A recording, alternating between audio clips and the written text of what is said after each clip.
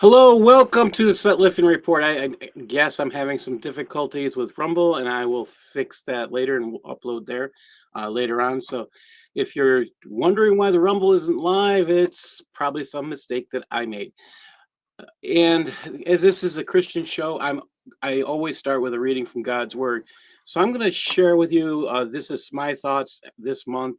I'm starting to read the Book of John, and I'm kind of excited.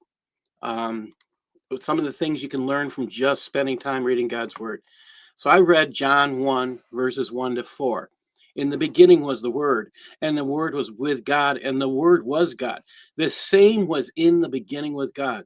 All things were made by him, and without him was not anything made that was made. In him was life, and the life was the light of men.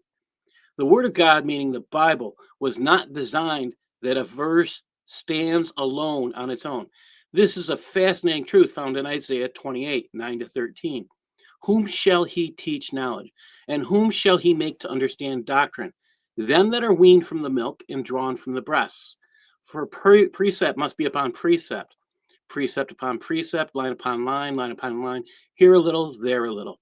For with stammering lips and another tongue will he speak to this people, to whom he said, this is the rest wherewith you may cause the weary to rest, and this is the refreshing, yet they would not hear. But the word of the Lord was unto them precept upon precept, precept upon precept, line upon line, and here a little and there a little, that they might go and fall backward and be broken and snared and taken.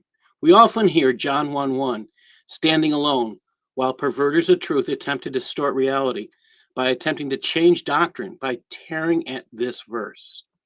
In truth, those who attempt to distort scriptures are mocked by the word of God because they represent lies. Lies can never stand up to the truth because scripture was designed not to stand alone. It is something altogether beautiful that requires great study. In John 1:1, we have a verse that begins with, in the beginning, God. Most people have been brought up in or around a church, have heard those words before. They come from Genesis 1:1. In the beginning, God created the heaven and the earth. What does this tell us about John's gospel? It starts on the foundation that Jesus was and always has been God. John wants us to understand the depths of his proclamation of good news from the very first sentence. John, the person described as the disciple whom Jesus loved, desired that we should know that God loved us first. Even from the creation of the earth that we stand on, God loved us. These first few sentences in John proclaim our loving Creator who loved us so much, he came down to live amongst us. He came to give us something so special, something so incredible that you must read on to learn more. John has set the hook. He's put the bait out there for all to continue reading. Will you dare to begin the journey of a study in the Gospel of John? And this is the beginning of the devotional that I am working on this topic. And I'm only five entries in, and I'm having fun. It's nice to get back into the depths of the gospel message when you're studying. I was having a little tough time getting through Isaiah. I'll be honest about that. It's not an easy book to get through. It's an in-depth study. So when you do an in-depth study, you find yourself learning far more than you expect. And I'll be honest, that's not always pleasant. I say it's not always pleasant because if you really want to get in depth and you want to find as much as you can, you have to dig in order to understand. Some things in scripture are not easy to learn, and some things are harder to learn. And if you really want to spend the time and knowing more about God and what he wants for you, that's what we all need to get to that stage where we're trying to do that in-depth part. And you know what it does for you? It changes your life. That's the one thing I'm going to say. Changed my life, made me a better person, made me a harder worker, and working towards representing the living Christ. So here we go. I have to say, I started the research for this. I got it done. And as I was finishing this, I came up with a picture. Now, the picture here on this front page, it says 20 pounds. You pay this for the fee for breaking an oath. That's what it says right there. And it says 120 pounds for breaking a fast. We're going to get into what that means. You'll be laughing in a bit. And you're going to find out we're kind of laughing because you know what? This piece is in the end of what we're going to be talking about. We're going to be talking about, again, this comes out of the Book of Crimes in the Reliance of the Traveler. Right? This was the Book of Crimes. They call it the Book of Justice. Well, the correct translation is not justice, it's Book of Crimes. This is the joy of working with people who know Arabic to find out hidden things. So we're going to get into a couple hidden things. Here we go. And Sharon, since you were first back and we're glad to have you back, would you mind reading the left here on the penalty for drinking? Sure. Again, we're glad to have you back. I'm glad to be back. Okay, the penalty for drinking. Any beverage that intoxicates when taken in large quantities is unlawful both in small and large quantities, whether it is wine, a fermented raisin drink, or something else. Do you want me to go on? Yeah, keep going. Okay. The penalty for drinking is obligatory enforced against anyone who A. drinks, B. has reached puberty, C. is sane, D. is Muslim, C. does so voluntarily, and F. and knows it is unlawful. The restrictions mentioned above about the ignorance of the prohibition of adultery also applying here. Huh? So, Sharon, let me ask you. I don't know if you. I guess I took my first drink probably about age of 16. 60? Yeah, it would have been me. Yeah, 16. Oh, 16. Okay. Yeah, 16. I don't really drink much. I was raised. My parents remind me almost every day of my young life that the reason I don't have grandfathers is both of them were alcoholics. Oh. From my mother's side, my father's side. And then I say my mother's grandfather was also an alcoholic. My mother's grandmother, my mother's mother, and she was an alcoholic also. So we were told all this time, don't drink. You don't want to be the one like you're growing up without grandparents. You know why. Don't be the one who drinks because you don't want to grow up. You don't want your grandchildren to grow up without a grandparent, without having you there to see them. So that's how I look at it. I'm not going to be ever against, never be saying you shouldn't drink, but at the same time, I think I can understand the prohibition. But I have a real big question. I think Eric will laugh at this one. If you're not drinking alcohol here and you're in Mecca, what are you drinking? Because it sure ain't water. Oh. Camel pee? Well, I mean, besides your own pee, what is there to drink? Because it's a desert. I thought they were shipping in water, or they had a well that they're converting ocean water to regular drinking water. I thought something like that was going on. Well, we're talking about way back Muhammad's day. Yeah, what are you supposed to drink? Really, it's 4 inches of 4.3 annual inches of rainfall fall in Mecca. So where are they getting this water from? I mean, because otherwise, what are you drinking there? I mean, you can't even drink your own pee because there's nothing in there. Now they're getting it from desalination plants, but at the time, Mecca. Jason did a really good job of commenting on this. He says it's really easy to disprove the existence of Mecca in the 7th century because they have no water. If you don't have any water, you don't have any plants. You don't have plants, you don't have any food. You don't have any food, you don't have any animals. You don't have animals, you don't have any civilization. You don't have any civilization, you don't have Islam. It's real simple. No water, no religion. Well, I mean, okay, you want to see how fast stuff ferments? I mean, when you're traveling through the desert, I mean, I can get traveling, but not staying someplace. Yeah. That Mecca wasn't on the trade route, so Yes, you're correct. But that's the story they paint. yeah. It was it's way off the trade route. That's Eric's done wonderful stuff on this. It's 2,000 feet. It's 2,000 feet down off of the plateau.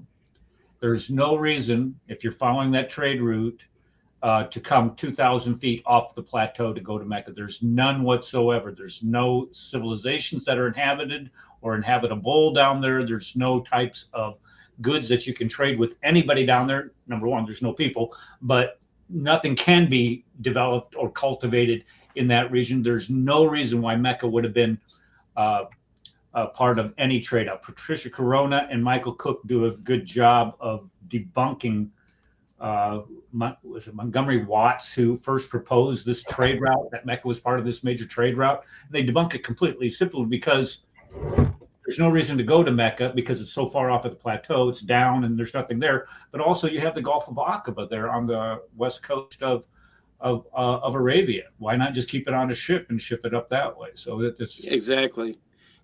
Makes no sense. So I find this interesting also because in Muslim countries, this is the Sharia. It says, okay, the only ones who are supposed to be getting punished here are Muslims. Yet, if you actually go to an Islamic country, are they letting the non-Muslims drink? No.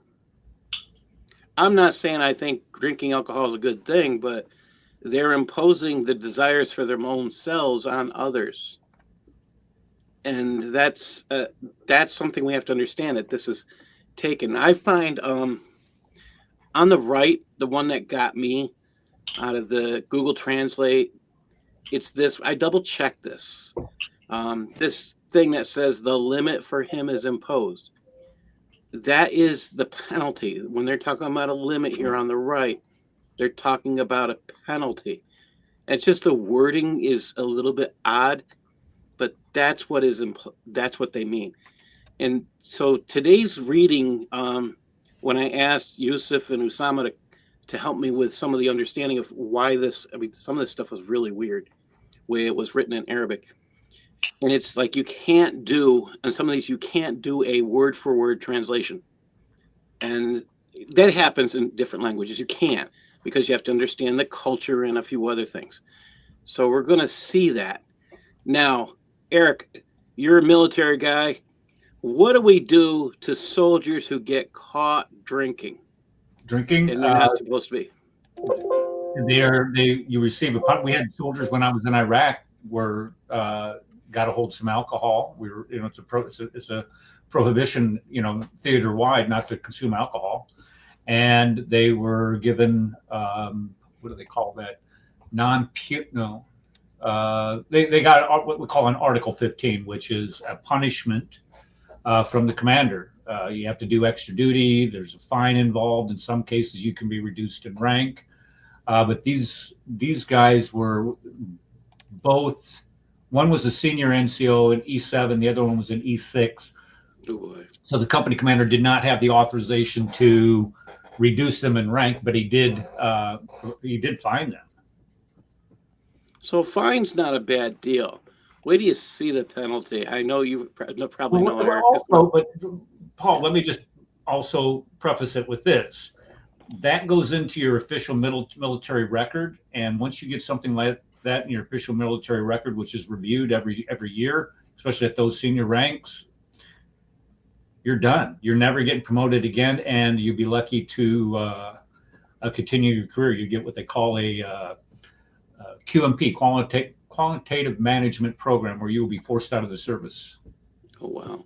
Yeah, so it's more severe than what it sounds. What I made it sound. Yeah.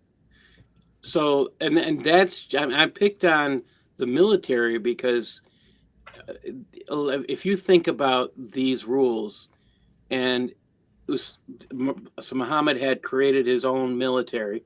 He was the leader of his own military. That's part of how he became a political leader. And this is, I mean, those are simple rules. You get fined, you get a write-up. Okay. But look at this one. This is just crazy. Darcy, would you mind reading 16.3? Absolutely not. The penalty for drinking is to be scourged 40 stripes, hands, sandals, and ends of clothes. It may be administered with a whip, but if the offender dies, an indemnity is due from the scourger for his death. If the caliph increases the penalty to 80 stripes, it is legally valid, but if the offender dies from the increase, the caliph must pay an adjusted indemnity, such that if he is given 41 stripes and dies, the caliph must pay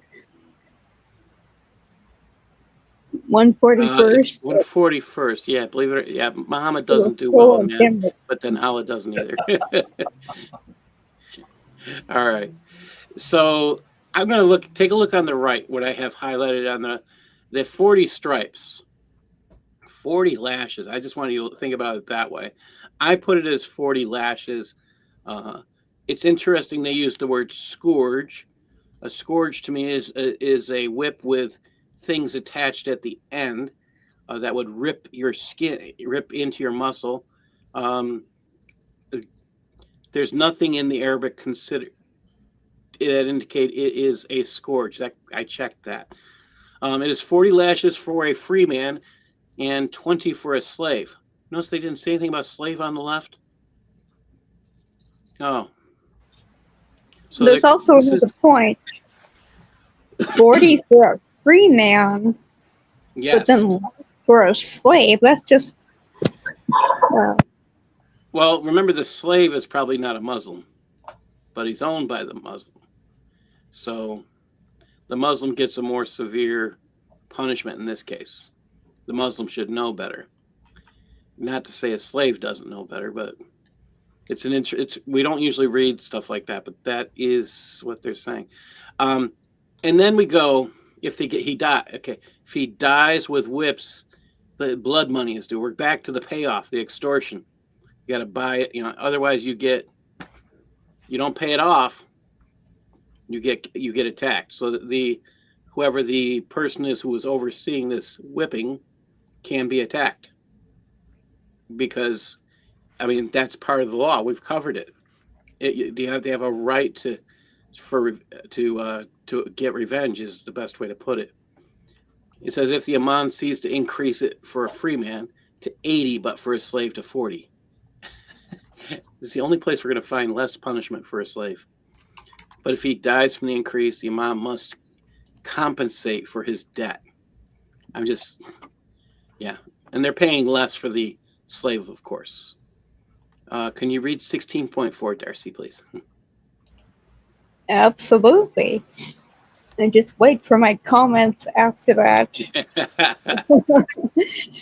Someone who commits adultery several times, or drinks several times, or steals several times before being punished is only punished once for each type of crime.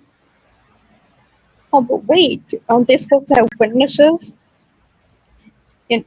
And that only applies to the women, because I never hear of men being charged with adultery in Islam, just the women. Well, you brought all the witnesses when you raped the girl. Now you can turn around and say, oh, she was wanton. So you had all these gang rapers with you. Now you have the witnesses against her, so she can't win. This is the horrible. You know what kills me here? Okay, you commit several different. So let's say you get drunk, you drink an awful lot. You drink more because you're going to get 40 lashes. Why not? Okay, so go and do it a few more times. Take 40 lashes for about 100. However how much you can drink. Is it worth it? Oh, don't forget to steal while you're at it. Don't forget to commit adultery while you're at it, because you're only going to get punished once if you do it more often. I'm just like, so if you commit adultery repeatedly and you're only getting punished once, that's reason to do the crime more than once. I mean, you talk about a And also- serial offender. This is crazy. And also, being punished once, and there's only says once, but what happens when they go out and do it again and again? Well, if you get caught each time, that's it. But if you don't, Right? you They've only already get been charged punished. once for all the times you're giving. Yeah, if you got to sit here and on Usama's show, we're talking about how one of the things I get really upset about is I'm picking on the Brits because that's my heritage. They didn't defend their women. They found these guys who were committing horrible crimes against their children, their daughters, and they did nothing. If you do nothing, people continue to commit the same crime. This is encouragement to, again, this is the book of crimes. This is encouragement to commit the same crime over and over again. That's the only way I can look at this. Anybody else have different thoughts? All right. Well, I think, well, no, this absolutely does provide not an authorization, what's the word I'm looking for, an excuse to commit crimes. You talk Yes. about where what happened to all those girls in Rotterdam and elsewhere, all throughout England.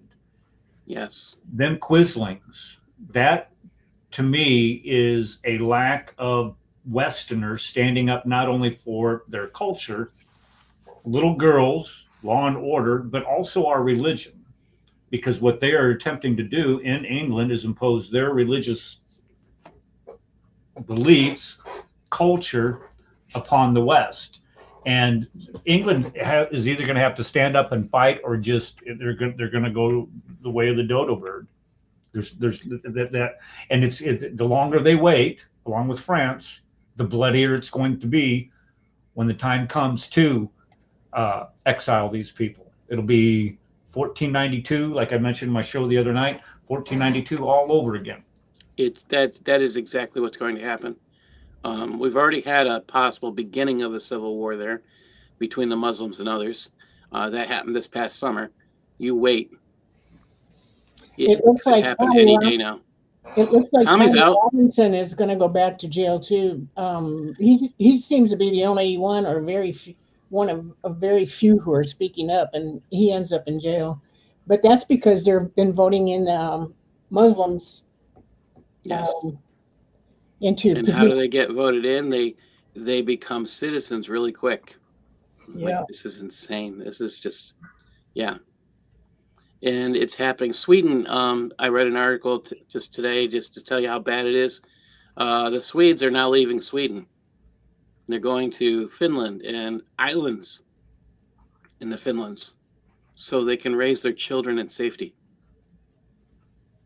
One day there's going to be nowhere to run if people keep running. That's the difference between being an American and between being a Canadian or a Frenchie. Frenchies run, Canadians run, the Americans we fight, and the Brits tend to fight. But they're not fighting most now. others don't. The Germans should fight, but they've been given up for so long, I don't know. All right, let's go on to this next one. 16.5. Would you mind, Eric? Yep. The penalty for a crime is not obviated. Is that the word? Yes. Obviated by the offenders having repented for it, with the sole exception of the highwayman, who is not penalized at all if he repents before he is caught. Wait a minute, Eric. Is there any? Why would you have? If you get caught? How do you know if he? How do you know if the guy repented before he was caught? By the way. If he repents before he is caught. If he, let's say, if you rob somebody and you take off down the road and you feel bad about it and you go to the authorities and say, here's the money. that I stole from these people, or you go back to the people and you give it back to them and apologize, you repent. Okay, that kind of makes sense. Um, Then maybe you wouldn't punish him. He realized he did something wrong. But wait a minute, we're talking about a highwayman. Highwaymen, you're not going to know who they are until you catch them. wasn't Muhammad a highwayman? Didn't he rob Yes. a bunch of friends coming out of Mecca or something along those Yep. lines? He's a highwayman. So we let the highwayman go because Muhammad was a highwayman. You have to. You just say, I'm just following Sunnah. Yeah. And you know, I'm sorry. All of this only applies Muslim to Muslim. If he steals from a Muslim, if they, because they can steal whatever they want from unbelievers. Well, it's not stealing if they take it from us. It's going to its rightful owner if they steal from us. Yeah. Infidels. Yeah. That's the difference. They don't consider it theft. That's the honest truth.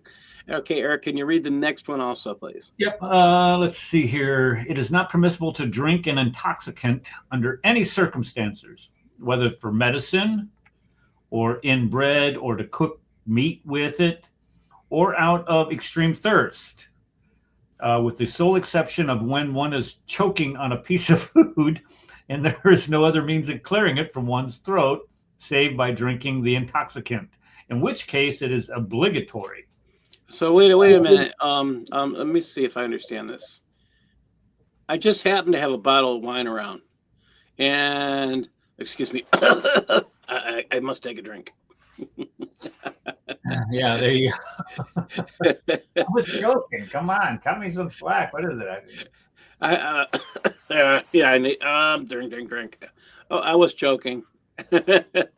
What I'm trying to figure out is that why are you in possession of intoxicant? That's what I'm getting at. So it's like, so you arrest people in this country for coming over the border with marijuana. But let's say you're in New York State. New York State, they pretty much legalized it for any usage at all. How come you have this on you, and they reek of weed? Well, we just getting high, man. But it's not legal to own it in the United States, but it's legal to smoke it. Yeah, in New York State, it's legal to do anything you want with it. All right. There are so Can't many sell states it. that, like the state that I live in, it's still illegal to have it, possess it, sell it, but there are shops that are selling it right off the front counter. I don't know how they're getting away with it, but the state wants to make money. It's tax money. But how can you sell it if it is criminal to possess and sell it? That's what I don't. Maybe I had to ask. You probably have the medical exemption rule. No, this is right. This is like gas stations are doing it. Then that makes no sense because I would be checking to see if you got the only thing that would make sense, because usually it starts with a medical exemption rule. That's all I can think of. All right, let's this is if you take a look at the rest of this I went through, look at the Google Translate. This was interesting. They talk about the words of Sheikh al-Islam, or he should not take it for medical treatment or thirst, and he is not punished for it, even if he can find something else. So wait a minute. I need a little bit of medicine. I need a white wine or a red wine every night. Yeah, actually, red wine is a normal medicine, believe it or not. I've worked in different places where a glass of red wine was prescribed to elderly people. They had one glass a night prescribed. It was a medical prescription, and it's supposed to be good for your health, that red wine. Okay. And this is an opinion. Even if he can find something else, what was mentioned about prohibiting medical treatment of drinking for the thirst applies to its disposal. This is just stupid. I'm sorry. This here is all comment from this part all the way down. So we're going to stop on this one. It has nothing to do with stuff. And we're going to be looking at how some of this has nothing to do with the Quran in a bit. This is going to be fun. I think some of this stuff is funny because there's really it ignores what the Quran actually says in some of this. I'll be pulling back to this later. All right, here we go. Now, I will read this one. 16.7. The term beverage includes plants such as hashish. Eric, you worked with law enforcement one time. Have you ever heard of hashish being called a beverage? No. I will tell you a funny. When I was in Iraq, we were actually we were going through Baghdad on our way to Mosul, and we had stopped the convoy that I was in. We had stopped, and there was several civilians in the area, and one of the guys came up to me, had a jacket on, opened it up, and asked me, and it had a bag of hashish in his jacket, big bag, like this bag, like a pound of it. And he goes, do you want to buy? And I'm like, no, dude, what is wrong with you? But what he was trying to do is he was trying to sell it to soldiers because this was, when everybody was making the push north, he's just trying to, make a sell of hashish. So I had some real hard times with this. I know it says it here, such as, again, beverage and hashish I can't see the two of them together. Maybe, all right. Over here on the right, look at it. I have, like the hashish that the ravenous eat. Oh, they got the munchies. So they've already gotten high. The ravenous eat. I just thought that was, to me, that just reminded me of the people getting the munchies that I used to work McDonald's many, many years ago. And after the bars were out, bars were closed, and they got their munchie, they did their pot. Guess where they'd come to that one McDonald's that was open 24 hours. It was my store. Yeah, they'd come and with their ravenous desires to eat. Yes. They're the munchies. Yeah. Yes. I'm sorry. That's just going to make me laugh. Eating is forbidden. And there is no, okay. The two sheikhs narrated in the chapter on the foods from Al-Ruwani that eating is forbidden and there's no prescribed punishment for it. Well, it's because they got the munchies, okay? They have the munchies because if hashish is considered alcohol and you're not allowed to have hashish because it's alcohol. I mean, you're not drinking anything. How is it called a beverage? I have seen signs in states where it is legal where they have converted marijuana into a beverage. I don't know how they do it. I don't know the processes involved, but I've seen road signs, because you always see these signs for cannabis dispensary here but they also advertise the ability to just have a drink of it. You can drink it, or edibles or another. I could just see this is your new form of tea. We're mixing coffee and hashish together today. Oh, yeah. All right. Here we go. Just as beverages that intoxicates, we're reading on the left here, when taken in large quantities, it's also unlawful in small quantities. You know what's funny here? You take a look here on the right. Just this large amount of liquids.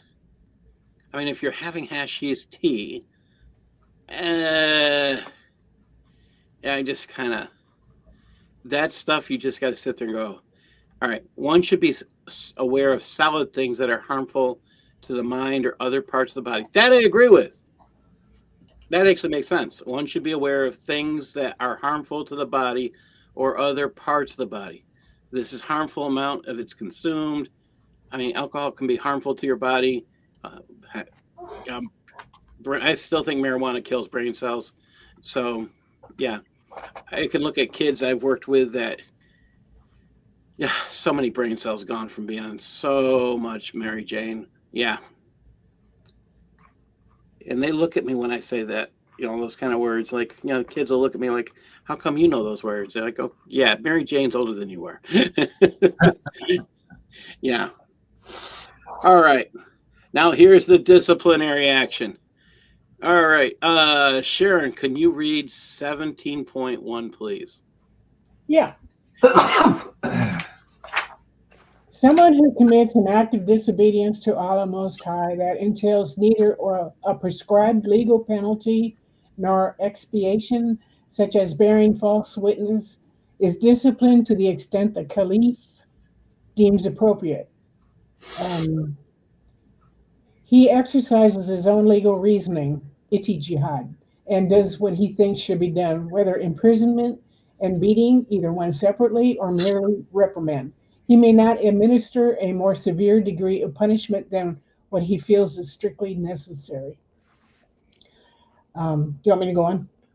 So, yeah, keep going. We're going to find out what this is. What are Okay, they talking about? 17.2.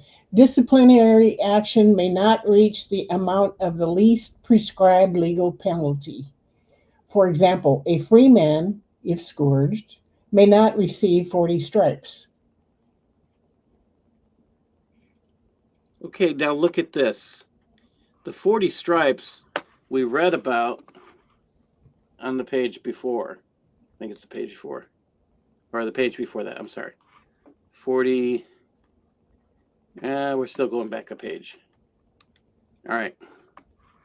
40 flashes. It says it's 40 lashes, right? Yeah. And 20 for a slave. But if we go ahead, now they're not getting 40 lashes. Wait a minute. Are they telling us they lied before? I mean, shall be punished according to what the judge deems appropriate. I mean, be a combination of imprisonment and flogging. He may limit himself to either of them. He may limit himself.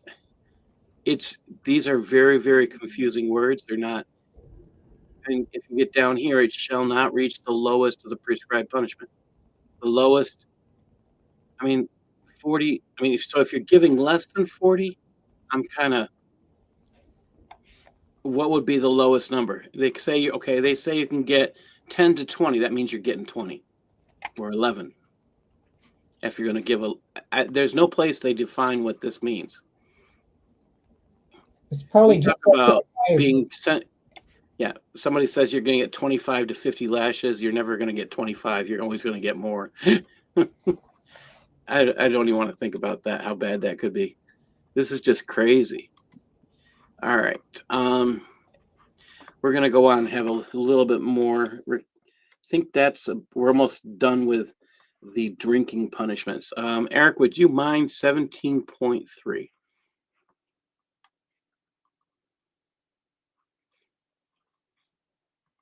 You're okay. I'm guessing you're muted. Okay. Oh, you can't. Okay. Muted myself. Sorry. Okay. All right. That's my fault. If the caliph sees fit not to take any disciplinary action, this is also permissible when it concerns the right owed to Allah Most High, for the ruler is entrusted with using his own legal reasoning. But if it concerns a right owed to a fellow human being who has demanded that it be fulfilled, such as when someone has been cheated, it is impermissible to do nothing. If a person is entitled to have another discipline, but instead forgives him, the ruler may nevertheless discipline him. I'm a little confused here. Does the guy get punished or not? It sounds like it's within the imam's discretion. Okay, you drank. You're my friend, so we're not going to punish you. It almost sounds like they can do that. Well, hold on. But if it concerns if the caliph sees fit to not do it, it's okay. But when it concerns the right owed to Allah Most High, for the ruler is entrusted with using his own legal reasoning. So this is the interesting part. When we see the word caliph in here, they use the word caliph almost synonymously with the word imam. That's a huge difference. But that's how Shariah is written. They use caliph and imam interchangeably. So if the caliph is just the guy in charge of the local mosque, and I mean I didn't write Sharia. That's just what they do. So the local imam, he's got friends. He doesn't want them to be punished. He just says, "Oh, so we're not going to punish you." But the guy doesn't know he's getting those 40 lashes. That's just weird. This one, 17.4. I'm reading from the right. The father has the right to punish his guardian. I was like, what? Even if he is high for committing an inappropriate act, it is similar to this for a mother with a boy. The husband has the right to punish his wife for his right, and the teacher has the right to punish the one he is learning. This is really teacher may discipline his students, how they took it. Spanking a student, for example, is permissible if there's a valid purpose to be served thereby. If you actually watch videos on YouTube, or you just look on the search on the internet, you'll find severe punishments given. I don't know why this ended up in this area. I think it's a mistake. This doesn't belong here. I actually don't think either one of these pieces belong here.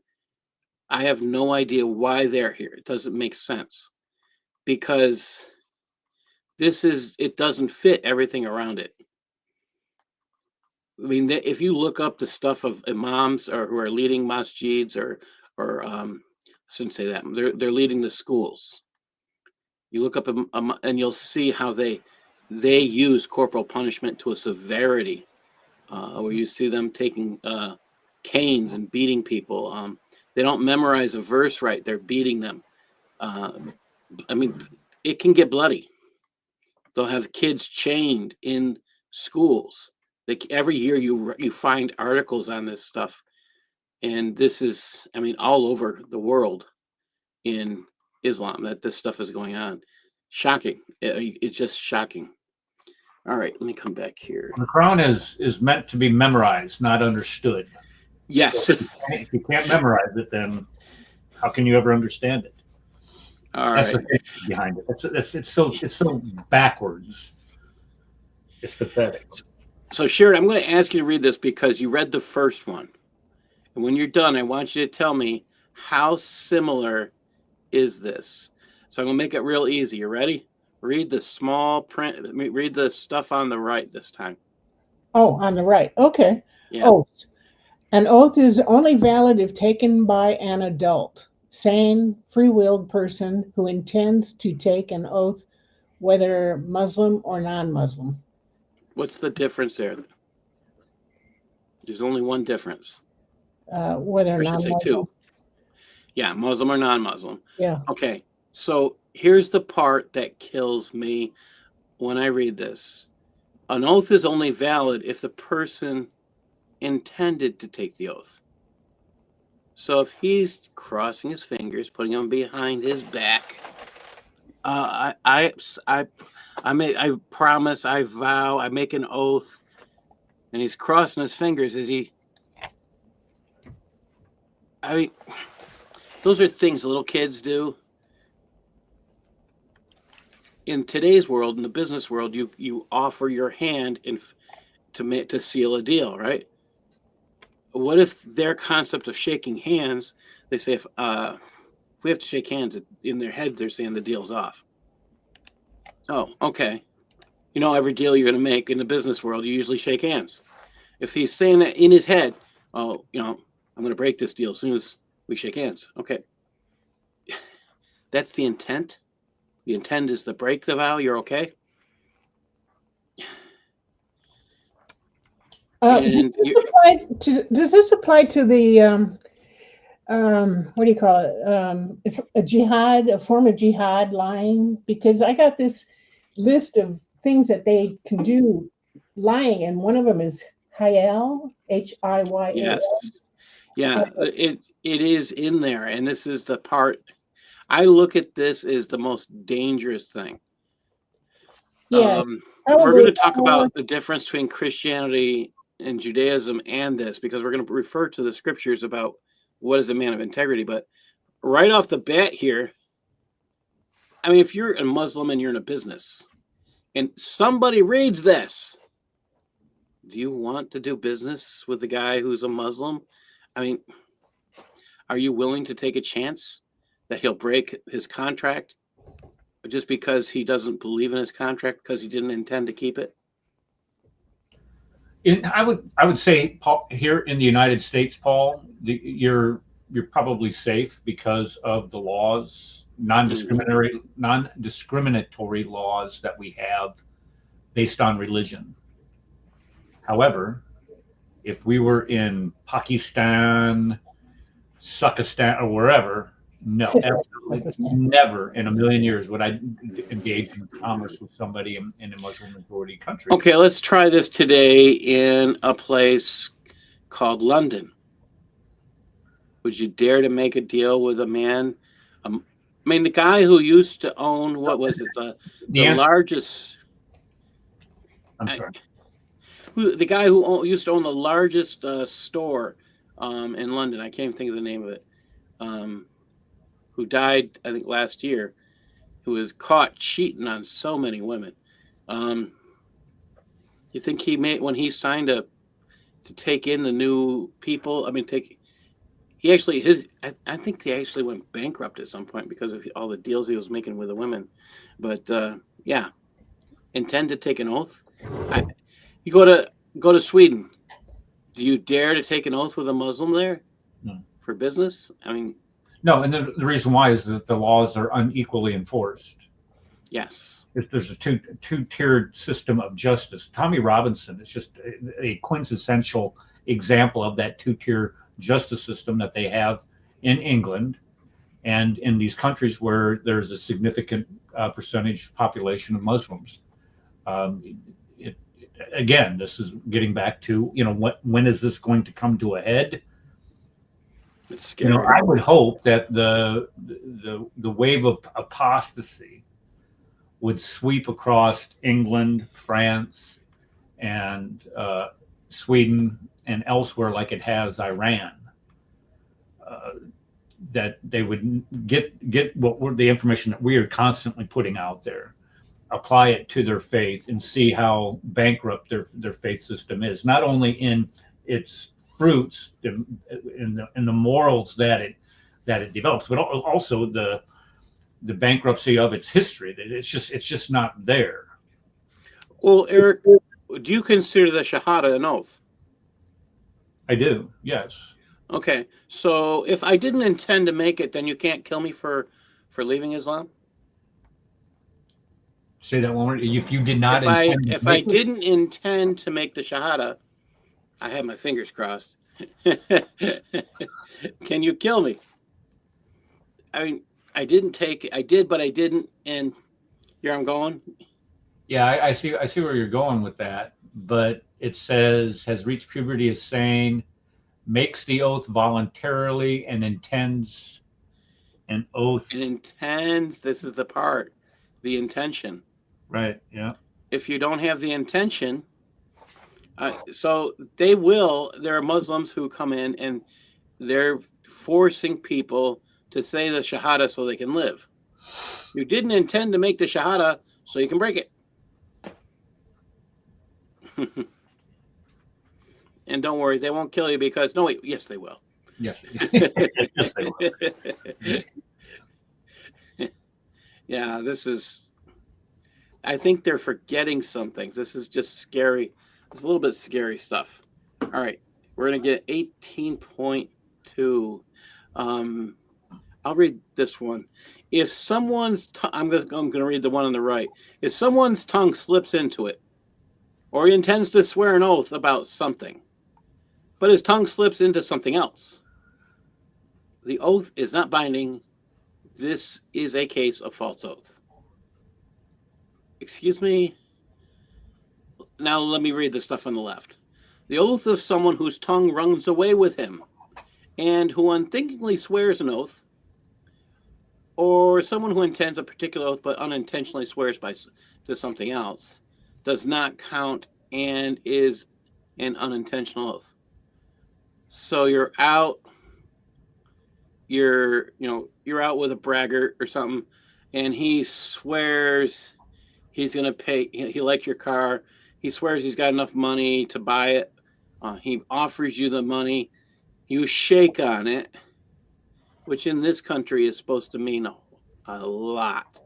When you shake, in most of the world, you shake hands, you're solidifying your business deal. Your word is supposed to be your bond. In the business world, that's everything. It guarantees your commitment. And in Christianity, that's your integrity. But here the guy's saying, oh, I didn't mean it, so I can break it. Oh, I didn't mean that promise. Whoa. I mean, You made me Eric, lie. I mean, how dare they? well, I mean, this is this stuff. It is so bad because I this is where I can't, I'm going to be going into what the Christianity says, but if you're raising children, and I'm picking on the men more than the women because I think this is the guy's job to communicate. It's my sexist way of thinking, okay? The man has to communicate. What he says is important. And I really think the man has to impress that. If the man isn't doing that, forget it. It's not going to be taught. That's my person. I mean, the woman, if she can teach that, God bless her, she's a very strong woman. But I think if a guy is there, and you're welcome to come, Yusuf. I'll put the link in if you'd like. All right. Here we go. I just see this as huge. I mean, you swear, when you say something, you're raising children, and your word isn't important. You change it from day to day because you can't remember. Oh, wait a minute. Who does that? The author of the Quran. Oh, I forgot what I said the day before. I think I was talking about Abraham. And a few days later, I'm saying something else about Abraham, which contradicts what Abraham. Oh, is my word worth any value? I mean, this is the incredible. This is just insane. I mean, how do you live not holding? You can't be trusted. Eric, you're a teacher. You ever have a kid a student who lies through his teeth all the time? A student? Yeah, Well, I'm just picking on entire classrooms of yeah. students. Okay. Yeah. So sports, yeah. And this is Yusuf. I don't know if y'all met. He works with Usama. He's outstanding. Hello. Hey, glad to have you here. Thank you. Glad to be here. And Yusuf has been helping me along with Usama translate some of this stuff. We're laughing at 18.2. If someone's tongue slips, like this to me almost sounds like a drunk person originally because they're talking about the tongue slipping. But it seems to me like they said something they knew they really didn't intend to commit at the same time. You can say, oh, my tongue slipped and not keep a promise. But I go out of my way to let my kids see. When my kids were younger, I went out of my way to let them know that dad is a man of his word. If I say something, it's not going to change. So they would run to mom sometimes because they know dad is going to keep his word. And this is where I think, I blame the men more than I do the women because I think the dads have to set that standard. Again, it's sexist. I admit to that. But I'll go first to your thoughts on that, Eric, and then we'll go to Yusuf. Well, I'm picking on the guys for this one. There has to be an enforcer within the household, and the dad has to be the enforcer. If you say that, we're going to do X, Y, and Z, and then you don't do that, then that creates chaos but you also lose the trust of your children. And so if you say, look, if you keep doing that, I'm going to whoop you, and they keep on doing it, and you don't whoop them, you know what I'm saying? You have to follow through. So A mother is more nurturing, of course, and they're going to be more inclined to try to reason through things. But you have to have the one that's just going to flip the heck out on the kids if they start crossing the line, and they have to have that innate fear in the father. But the father has to set the tone, because if he doesn't, then you have chaos. And it's not just fear; you have to set the tone with love as well. And then they have to know that part of that love is the discipline. All right, Yusuf, your thoughts? Yes. So I've been watching now for a while. I was eating, so I didn't come earlier.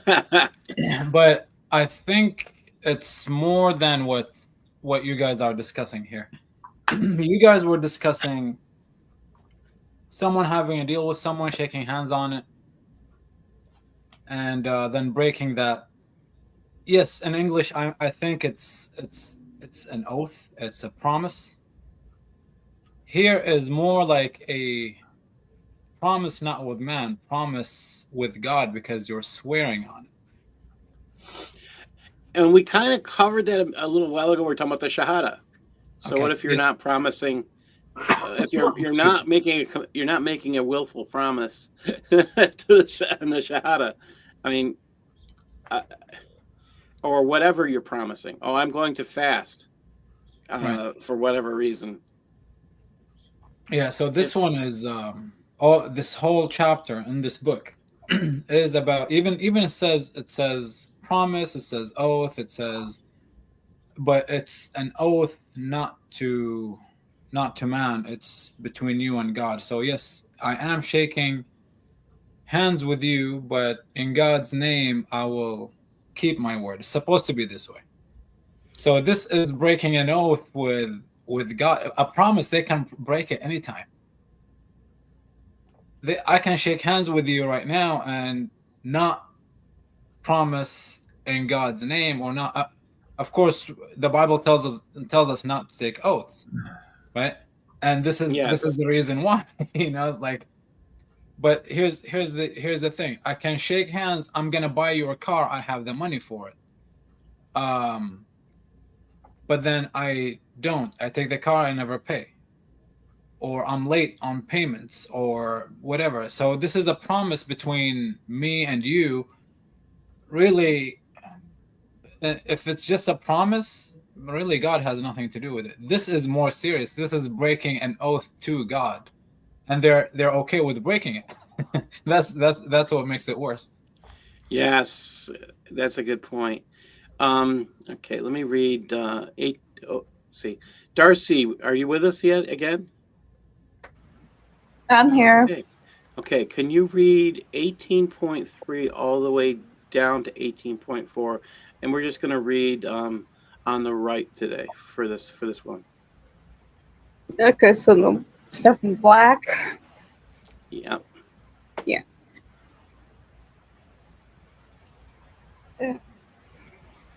18.4. I'll start with 18.3. 0.3. Okay. It is only binding. Sorry about the echo. Mm-hmm. It is only binding by one of the names of God Almighty,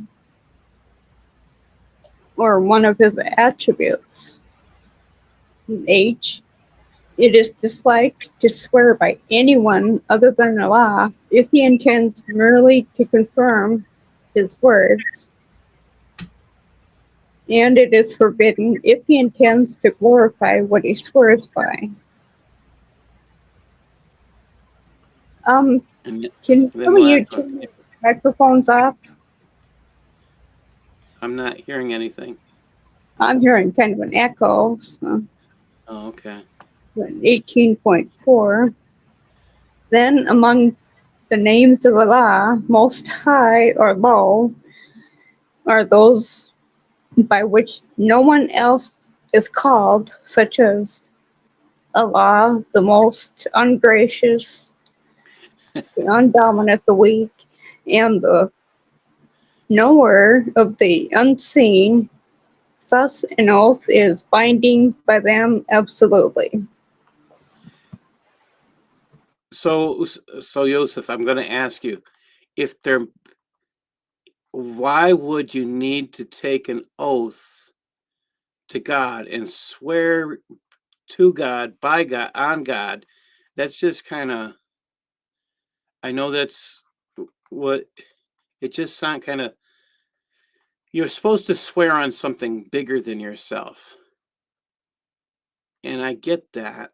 That's an oath to God when you do that. But I don't know that we would. Do Muslims do this? They swear and make oaths to each other and then name God as part of it? I was smiling because in the Islamic world, a very known way to swear by God is to say, in the name of the God of the Kaaba. Okay. So in Arabic, it would be وَرَبُّ الْكَعْبَةِ. Rabb is God, or the Lord. Kaaba is the Kaaba, you know. So the Lord of the Kaaba, right? Now, every time, I mean, it makes me smile because I thought first it was just a Saudi thing. I'm from Saudi Arabia. I thought it was a Saudi thing. No, it's a Muslim thing. When someone says wa Rabb al-Kaaba, you gotta be careful because Rabb al-Kaaba is none of the 99 names.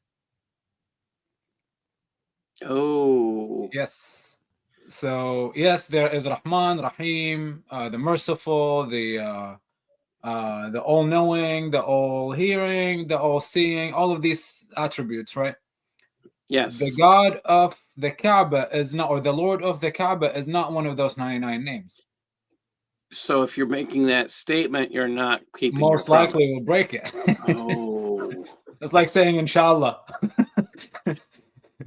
That's quite powerful. That's Yes. quite a huge statement.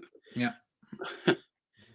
Wow. And if you're not Muslim, you definitely won't expect that one. Wow. So that I'm going to have to pay that might attention. make it a little bit clearer for your question. You know, how can I swear by Allah's name? So you swear to Allah that you're going to keep you say, okay, Allah, I'm going to commit my commitment. I swear by the Lord of the Kaaba.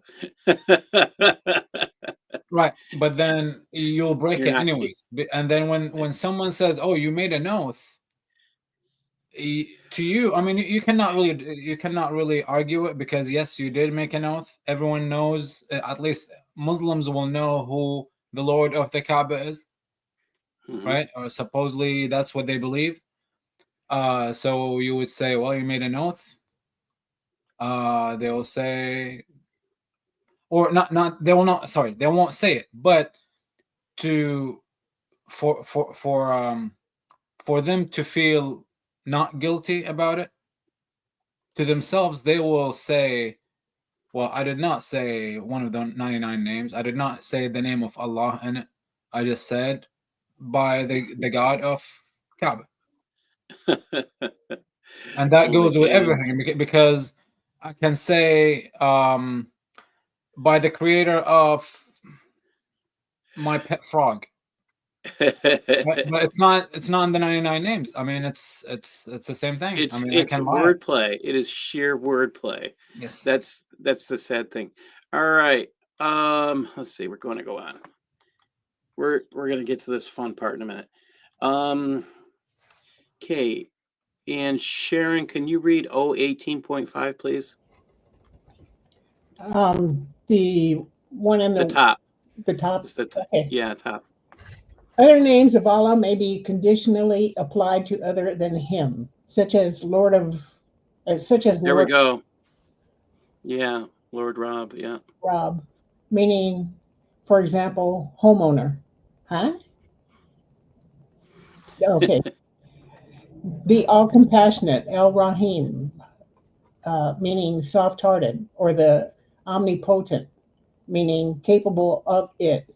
The second term of each of these examples indicating that Allah is not meant. Some of these sentences. That's what you're saying, Yusuf, isn't it? They're saying these things to imply they're making an oath, and because they're not the exact wording they're supposed to use, it's a scam on whoever they're making the oath in front of. Yes, because it's not meeting the rules of taking an oath. So if I say by the Rab, like this Rab in Arabic, that it's known, it's God, the Lord, right? But now they're saying, well, the Rab can be the Lord of the house, the master of the house. So you're not implying God, you're implying just Rab of what? It can be the Lord of the house, or the Lord, or the master of the house, the master of the car, the master of whatever, Wow. right? The building, it's playing with words. Does that scare anybody? I mean, I'd be so concerned about where I am with keeping my, again, to me, it's about keeping my word. Even with, I'm not saying I'm perfect or by any means close. I would be concerned about giving the right message. And that just, some of his names, some of Allah's names means that he's a liar. yes. Yes. El-Makr. There's some other names that are just disgusting. He's a disgusting entity, whatever Muhammad dreamed up. And this is what I tell everyone that I talk to whenever they talk about Islam, whenever they talk about God. In Islam, the picture of God, whoever that God is, I'm not discussing if it's Allah, if it's whoever it is, just the picture of God, the creator, okay, whoever you believe the creator is. It's really it's an ugly picture. It's there is no love in that God. There is no yes, he's called the all merciful, but he's all merciful only to the ones who believe in him, right? It's not like the true God where he loves everyone, he hates the sin. He loves the sinner, he hates the sin. Yeah, but even Allah doesn't like even Muslim women. I mean, I just find him. I think his attributes are more closely tied to what the devil's attributes are. The liar, and then one of the names Muktabar, Mutakkabir, the proudful one. Arrogant, I think. Yeah, arrogant. The arrogant one, yes. Yeah. Or the proud, yeah. Proud. That one still hits me every time I see it. But not only with women, it's even with any believer. For example, there are, I think, 16 or 17 places in the Quran where it says, God does not love this person. God does not love that person. So even if you're a believer, but you're wasteful of resources or money, God does not love you. If you're a believer in Him, but you are arrogant, and it's using the same word that you were just saying, Allah la yuhib al-mutakabbirin, mutakabbir. A person who is arrogant, God does not love them. So it's not just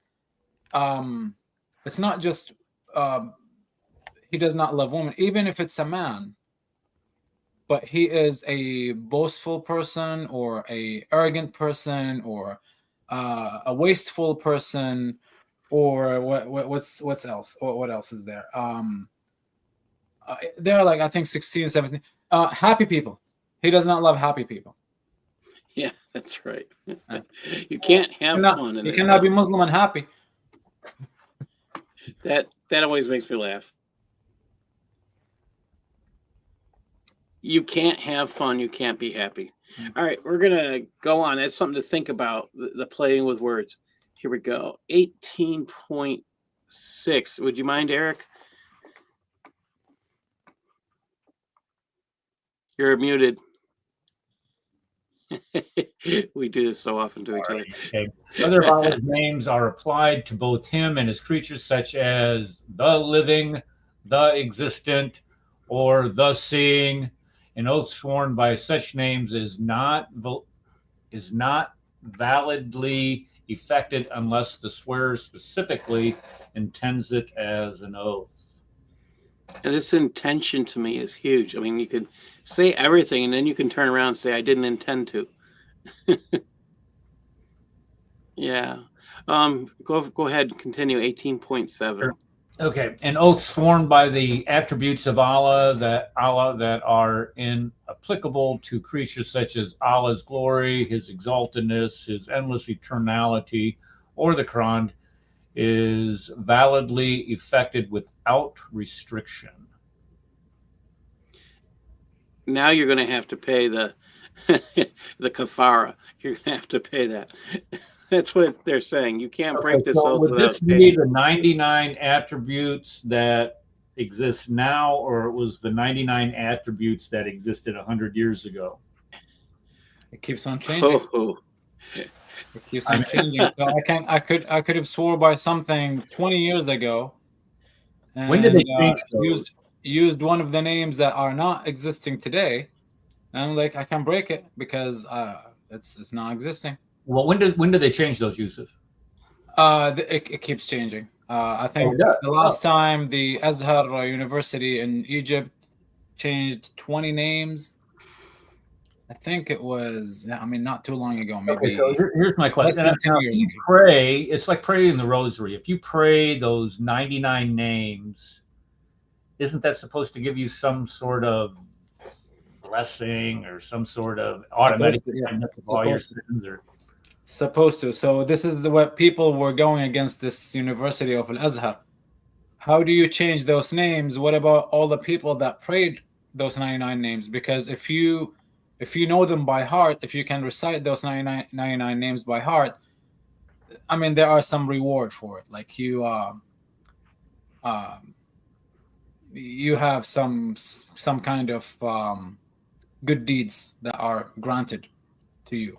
Okay. So Allah needs. If I prayed the 99 names that were in effect at that time, I'm not getting diddly squat. I'm not getting anything because those names were wrong. Now you have to go with the new names in order to get whatever blessings, or what they call it, raka or whatever, to appease the one with the 99 names, which keep changing. Absolutely. Because and it's the same school, different imams, because this school it's been there for hundreds and hundreds of years, thousands of years. I don't know how, hundreds of years. Al-Azhar you're talking about? What is it? This is Al-Azhar. Yeah, Al-Azhar is what he said. Yes. Al-Azhar, yes. Yeah. So it's been there for centuries, right? Now, so Allah does change. Is that not what we're saying here? And they're agreeing or to at least the Muslims are changing him. Yeah. And here's the thing. I think it's in 18.7. Let me see. The word permanence, pride, permanence. Well, Allah must not have permanence. No, where it says swearing. The last line. Or on the Quran, right? Swearing on the Quran. So, for example, a president, when a president here in the U.S. become a president, they have to swear on the Bible, right? Yes. Okay.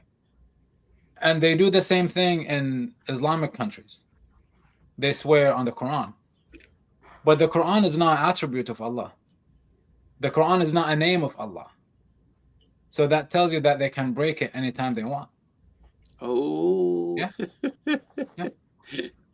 Well, technically, Donald Trump in his last oath did not swear on the Bible because John Roberts was the Chief Justice when he administered the oath. Just as soon as Trump got up there, he went to town, and the idea is for Melania to bring up a family Bible of some sort that he was going to put his hand on. And Roberts didn't give him the chance. Did you guys see that? Yeah, I know that one. Yeah. Controversy. It's the same thing with Barack Obama. Roberts screwed up the oath to Barack Obama and said, well, then people are like, well, he's not president because he didn't say the right oath. okay, well, they came in later and they did it in the Oval Office. And they made sure that they got all the right words in there. And That's two in a row is too hard to believe. It's just, well, the one with Obama, I think, was in 2008, yeah. 2009 for his first term, and then so he did get. I don't know. Oh, he did it. He messed up the second oath too. I remember. Yeah, That but it's like 3 in a row. Yeah, Yeah. Barack Obama, loser. what he kept not telling everyone is that he is a Muslim, and he could have done that hayal that I brought up before Yeah. about lying while taking an oath. Oh yeah. Because his administration was one. It was disgusting. I'm not. Yeah. I want to keep going here because otherwise I'm not going to get where I'm going. Unfortunately. I'm sorry. Okay. Let's. 018.8. If they may be used in reference to a created being, which is what you're saying, Yusuf, such as Allah's knowledge, power, and right, then an oath is validated by them unless one intends by the knowledge of what is known, by the power, what is possible, and by the right worship. And here's the thing that kills me. You see this term right worship? This term right worship, do you know that right worship has the 4 pillars in it and jihad? That is, I mean, I have there's a person who divides all 4 pillars. There's like all these different forms of worship. Right worship includes the 4 pillars and jihad. I was kind of amazed when I learned that. This stuff is just humorous. Like, yeah, again. Gotta run, folks. We'll see y'all. All right. God bless. Thank you for joining us. All right. I'm going to go on. Here we go. 18.9. Let's see. Darcy, would you mind reading this page? The right or left? Let's go to the left. Okay. 18.9. An oath is validly affected when a person says, I swear by that, or I've sworn by that, unless the person merely intends to inform. And then 18.10. Unless one particularly intends it as an oath is not validly affected when the following expressions are used.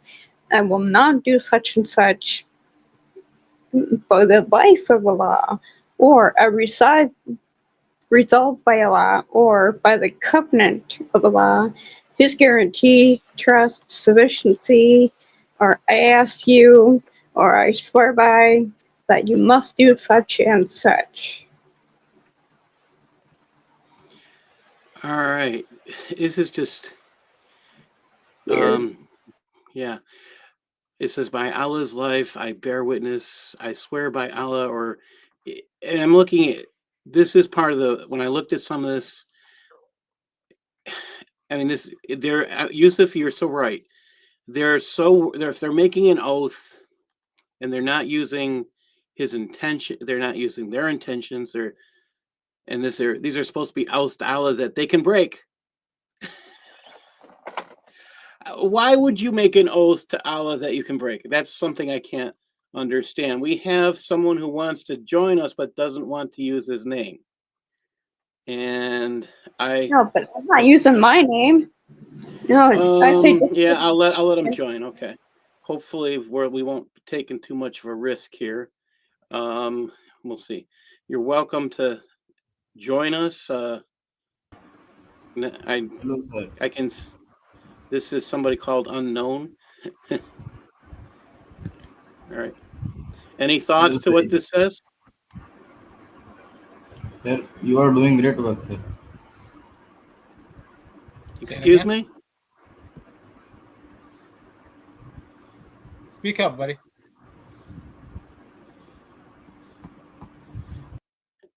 All right. He's going to tell us we don't know what we're talking about, but Yusuf here speaks Arabic. I'm guessing he didn't. And he's afraid that, I mean, this is the thing. We're looking at Arabic. I'm using Google Translate, and then I'm stealing from Yusuf and Usama's knowledge of Arabic and trying to make sure these are correct. I see stuff that doesn't look right, and I try to double check with them. Sometimes this takes longer than I want. I'm sure it takes longer than I want at times. We went over one that we're going to be hitting in a minute. That is just kind of mind-numbing. Let's just go on to. I think this is one of the next ones. Examples of breaking and not breaking oaths. This one, I'll read this one, and everybody can have a laugh. If one swears, I mean, look over here on the right. So Usama and Yusuf were in, and I think this part too. One of the things they want me to understand, go back, is translation here cannot be taken literally. So you have to understand culture and how things are worded as being, I guess the concept of like idioms in English. You have to know a little bit more with understanding of this wording. It's, if you take it literally, it doesn't make any sense. Looking at what he said, if one swears, I will not eat wheat, but if I make bread, I'm not breaking the oath because I'm not eating wheat. Wait a minute. Let me ask, Sharon or Darcy, do either of you make bread? I used to. Long time. Okay, so did you make wheat bread or make something with wheat? Yeah. Okay. Yeah. Are you still eating wheat if you eat bread? Yeah. Made with wheat. I mean, even if you look at the ingredients at the store of the breads they sell. What about rye bread? Okay, I will not eat rye, and I bake it into bread, and I'm still eating rye, correct? Yeah. Well, this is not really very clear because some breads don't have wheat in it, and they'll even say it. Well, okay, let's just say you're, but the idea is you're taking the wheat yourself, Yeah. and making it into bread, and now you're swearing you're not eating the wheat. Yeah. I mean, that's ridiculous. I'm not using white flour, but I take it and I make it into bread. Did I not still just eat the flour?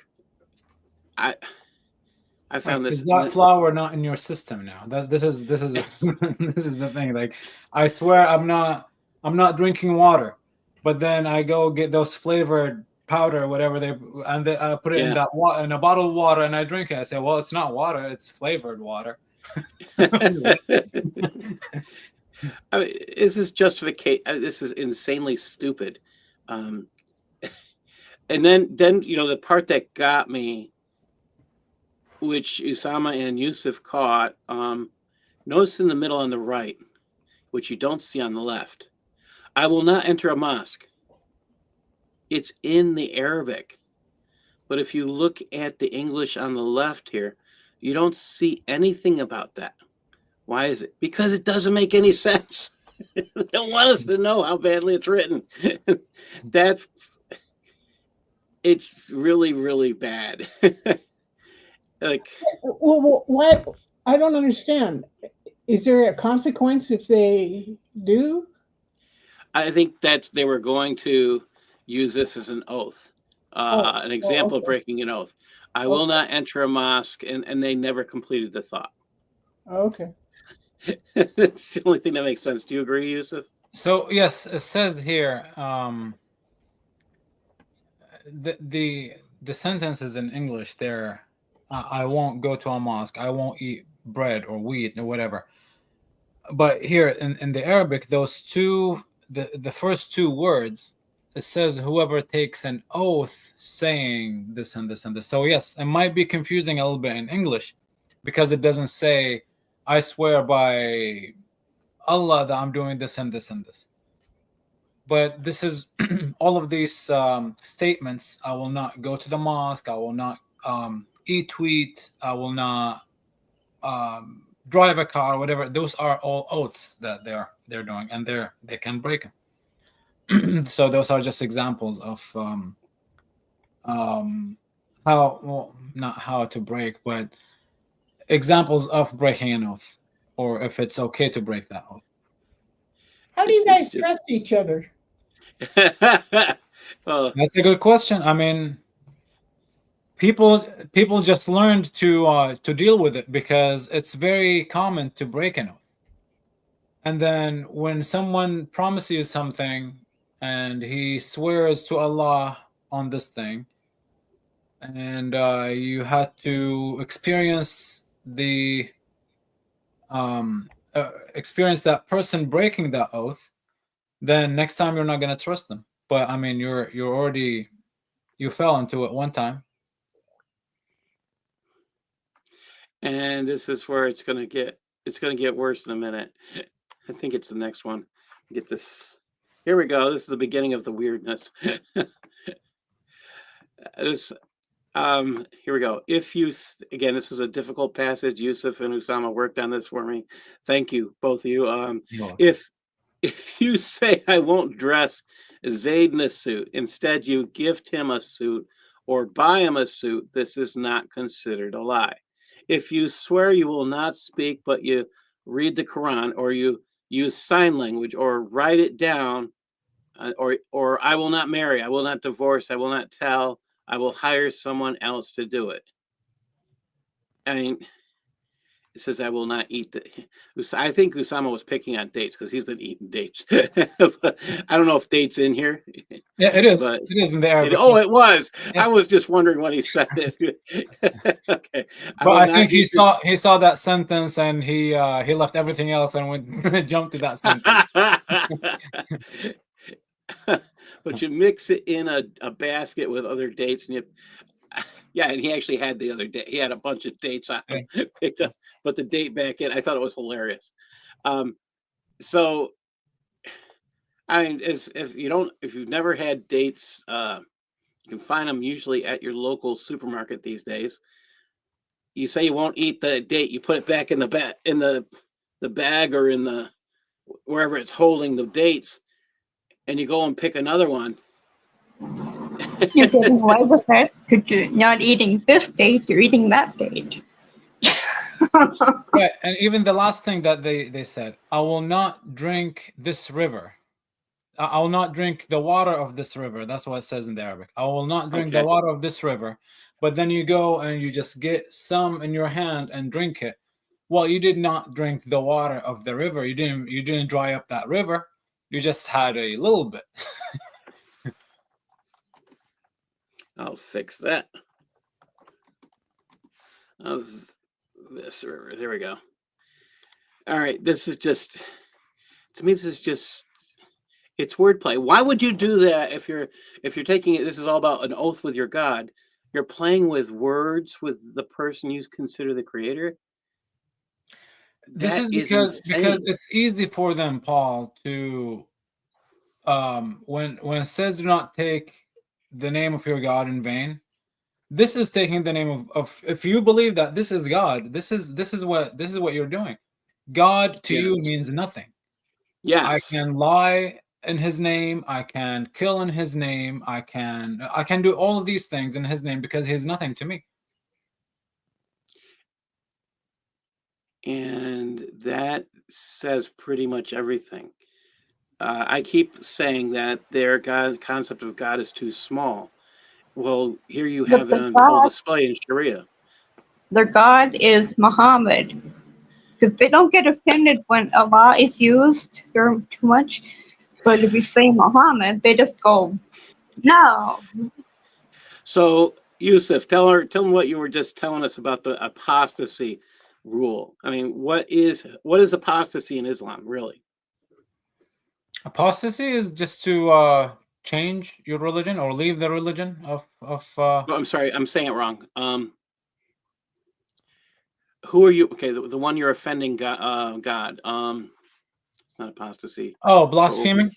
Blaspheming. Okay, that's blaspheming. Yes, blaspheming is blaspheming is really is against Muhammad. When you I can go to a Muslim country right now and say something bad about Allah. I can curse the name of Allah, and I might get beat up. I might be taken to prison. I don't know for how long. But if I do the same thing to the name of Muhammad, I would be killed right away. That's why in many Muslim countries, they when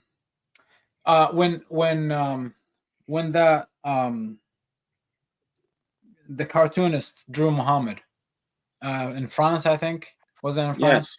Yes. And the whole Middle East went crazy about it.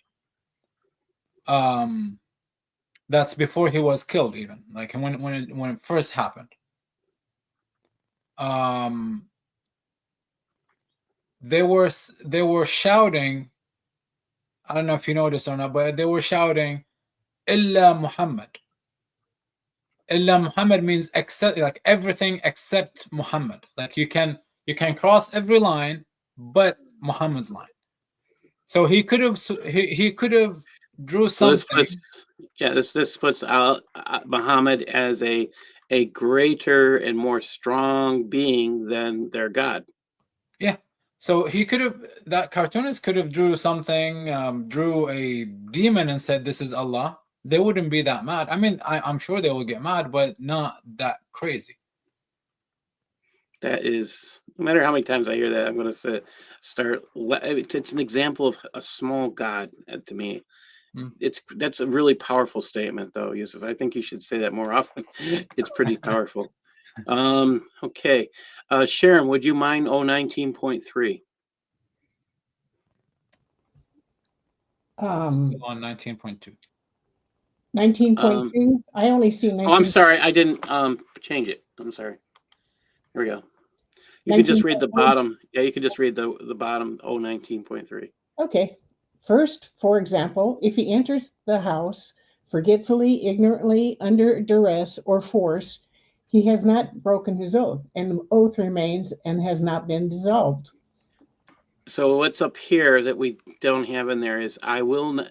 One swears I will not enter the house, but if he enters the house forgetfully, ignorantly, or under duress or force, he has not broken his oath.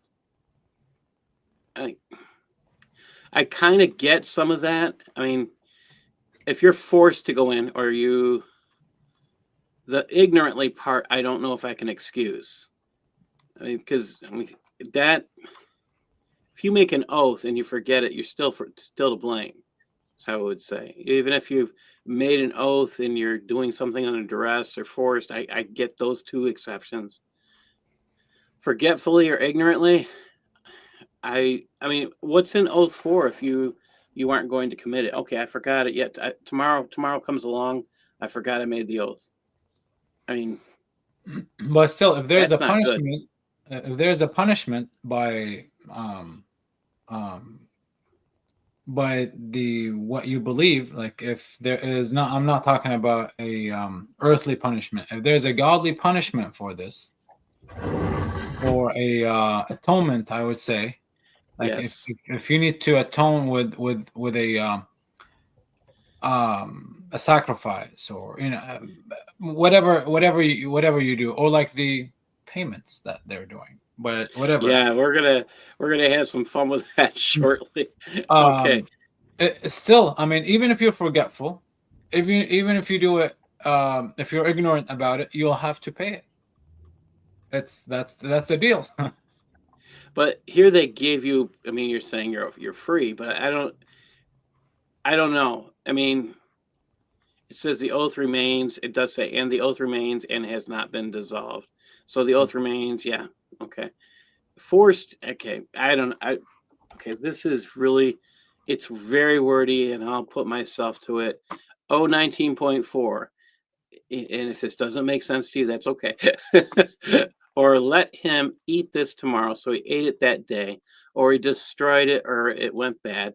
Or if it, I mean, talking about, okay, so let's say he says he's going to eat something tomorrow, but he ate it that day, or or it went bad, or it was destroyed the next day, or it was possible to eat it, where it was just, again, it went bad or whatever. Or I won't live in this house. So he left because he is moving to another house, because he's grabbing a piece of fabric he left behind. He hasn't broken his oath. This is very, very wordy, but this part here caught my eye. Or I do not wear this garment while he's wearing it. I can't. I know you were trying to explain this yesterday. But it still doesn't make sense to me. How do you say you're not wearing something when you're wearing it? Right. That's this is the thing. It's like sometimes we try to translate word for word, and it cannot be translated. Like no matter how much you try, it cannot be translated. I mean, now it does not really make sense. But I read it in the Arabic too, and it doesn't make sense. So it's not. Don't feel bad. Oh, I mean, but that, to me, this is a statement about the culture of lying, not only to God, which is what we've read is pretty permissible, but lying to yourself. Right. I mean, you got to be lying to yourself to say, I do not wear this, and then you wear it. I mean, it's not just a lie to God; it's a lie to yourself, and that's permissible. This takes me back to what you said earlier before I came in, when you were talking about the Shahada. They're doing the same thing with the Shahada. Yes. You were saying that I bear witness, but you never bear witness. You're not a witness of this thing. You've never seen Allah. You've never met Muhammad. How do you bear witness to something that you haven't seen? So you can't taste him. You can't touch him. Yes. Mm-hmm. Yeah. It's the same game, and this is, I wish people would. This is where I think Sharia. I mean, I think the Quran is incredibly powerful, bringing people to Christ. At the same time, I think reading through this stuff, if you actually pay attention, some of the stuff is pretty sick. But at the same time, this stuff destroys Islam, because you can't trust them, because they don't even keep their vows to their own God. That's pretty. It says, to me, that's pretty powerful. All right. Darcy, can you read 19.5, please? You can read on the left. Okay. When a person's swearing an oath about something in the future, affirming or denying that it will occur, includes the expression, Inshallah, before finishing the oath, then the oath is not broken in any event if he thereby intends to provide for exceptions. That's the word exceptions.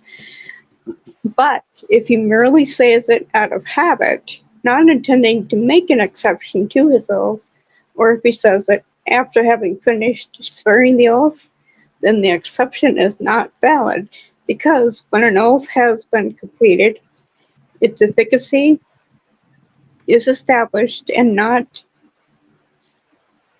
eradicable by a statement of exception. I'm still stuck on, it's intention. Intended to make an exception. Okay, so you intended, but you kept your mouth shut? I mean, I get you make mistakes. I'm not going to deny we make mistakes. And sometimes you say, I should have said this. I'm not going to deny those things happen. But the deal in reality is you say, okay, I'm going to do this, and you're supposed to keep your word. And if you're not doing that, even to your God, you're not keeping your word to your God. And if we're talking about business, this is your whole business career is done. All right. If you're going to do this to your God, what does that say about your relationship to your God? Right. That it's destructive. I can't see anything. I mean, how do you have a relationship with your God if this is how you're going to treat him? And if we're looking at these oaths as all being to God, I mean, what do your children think of your relationship with your God when you treat your God like this? It is just purely lip service. After So, all, Yusuf, it's Islam. is that what Muslim children see of their Oh, parents? yes. When a child, I mean, the biggest things that a child will learn, they will learn these things from home. If I see my parents doing things repeatedly, I will think it's okay to do these things. And And I will do it once I'm grown to the age where I can deal with people on my own. I'll do this because I believe it's it's the normal way of dealing with people. yeah, Back to when you were saying about the relationship with God, you're talking about Islam. There is no relationship with God in Islam. You cannot have a relationship with God. It's you're not. you're a slave. Yes, you are a slave. You're doing. It's based on works. So Mhm. the more you do, the more you please Allah. And And it's still there's still a relationship there, even though it's master and slave. That's a relationship. I mean, but somewhat, yeah. it's still there's still some form of relationship there, whether the slave wishes to admit it to the relationship or not. You're the subservient spit. You're the place where where Allah spits, basically. I don't, or whatever you want to say about what the person is who serves them, but it's not a healthy relationship. I'll say it that. And if Allah doesn't love you, and you definitely don't love him by the way you respond to him, because you can break your agreements with him, and it's legal under Islam. This says something about. I mean, what does Islam create?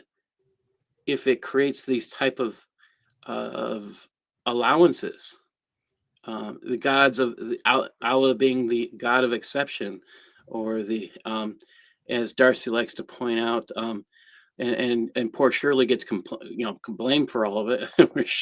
But yeah, I do enjoy listening to you to say that, Darcy. All right, we're gonna go a little bit farther, and I just got them. Okay, 20.1, and an expiation is okay. This expiation, this is the payment. All right, it says expiation. This is the payment you make. This is really weird when you think about it. We don't think about paying oaths. Catholics used to buy indulgences. They can still do that today, I think, in Vatican City. I don't know if they're still selling them, but they were a few years ago. Because I have pictures of that stuff still being sold over there when people were visiting the Vatican. It's that's the closest I can get to the concept of a group under Christianity doing that. But here you're paying to break your vows. And it says, if he swears and is required to make expiation, make a payment. If he is expiating with money, here we go. It is permissible to break the oath after he pays. If he's expiating with fasting, it is not permissible until after that. I'm sorry. Am I going to starve myself because I broke an oath? I mean, I don't know. I don't know how people would take that one. I think this translation is not right.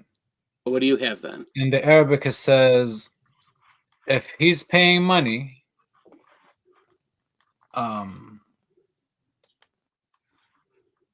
breaking the oath is permissible before or after breaking the oath.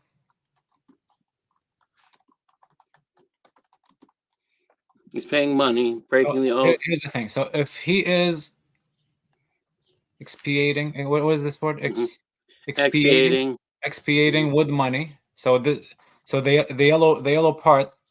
See where it's highlighted yellow? Oh, yeah, I'll catch it. Yeah. Okay. So if he's expiating with money, Mhm. it is permissible to break the oath before or after that. That's what it says in the Arabic. Oh, before or after? Before or after. But if he is expiating by fasting, it's not permissible except for after. Okay, that makes more sense Until with the after, wording. yes. Mhm. Okay, that makes more sense. All right, we're gonna go someplace now. What is this expiation they're talking about? This is, no matter how many times I look at this, it's just kind of weird. All right, so I looked up this word that they used for expiate. They used the term kafara, correct? Mhm. And under Ask Islampedia, they said when the term kafara is used in fiqh or Islamic jurisprudence, it would mean an act or prescribed atonement or a form of penitence. And below it says, in effect, the kafara is but a manifestation of one's sincere repentance for their transgression of a specific mistake. That is pretty close to the Catholic concept of penance. I mean, it's works. All right. Now, get back over here. We're going to get into something humorous in a minute. All right. So now we're talking, going back into this. The expiation consists of any one of the following. They said to free a sound Muslim slave. I don't know why they're using sound Muslim slave. And again, when you free a Muslim slave in Islam, you can own a portion of a slave. So you freed your portion of the slave. Somebody else may own their portion, so the slave is not free. So Yeah, but that's sound back then meant sound a full mind. He wasn't yeah, broken mind. yeah. To feed 10 people, how much do you think it costs to feed 10 people? And look what they're talking about. These are poor or short of money. Each 0.51 liters of grain. Is that a lot of food? 0.51 liters of grain. We're talking about. You're thinking about a bowl. I'm sorry, a bowl of grain. We could. Think about a bowl of cereal. How big that is. That's about how much we're talking. That's what they get for the whole day. Even if it's not grain, Nafi school permits giving its value and its money, provide clothing of any kind of 10 such persons. If one's unable to do the above, one must fast for 3 days. So Paul, real quick, I will have to be honest with what's practiced in Muslim countries today. yes.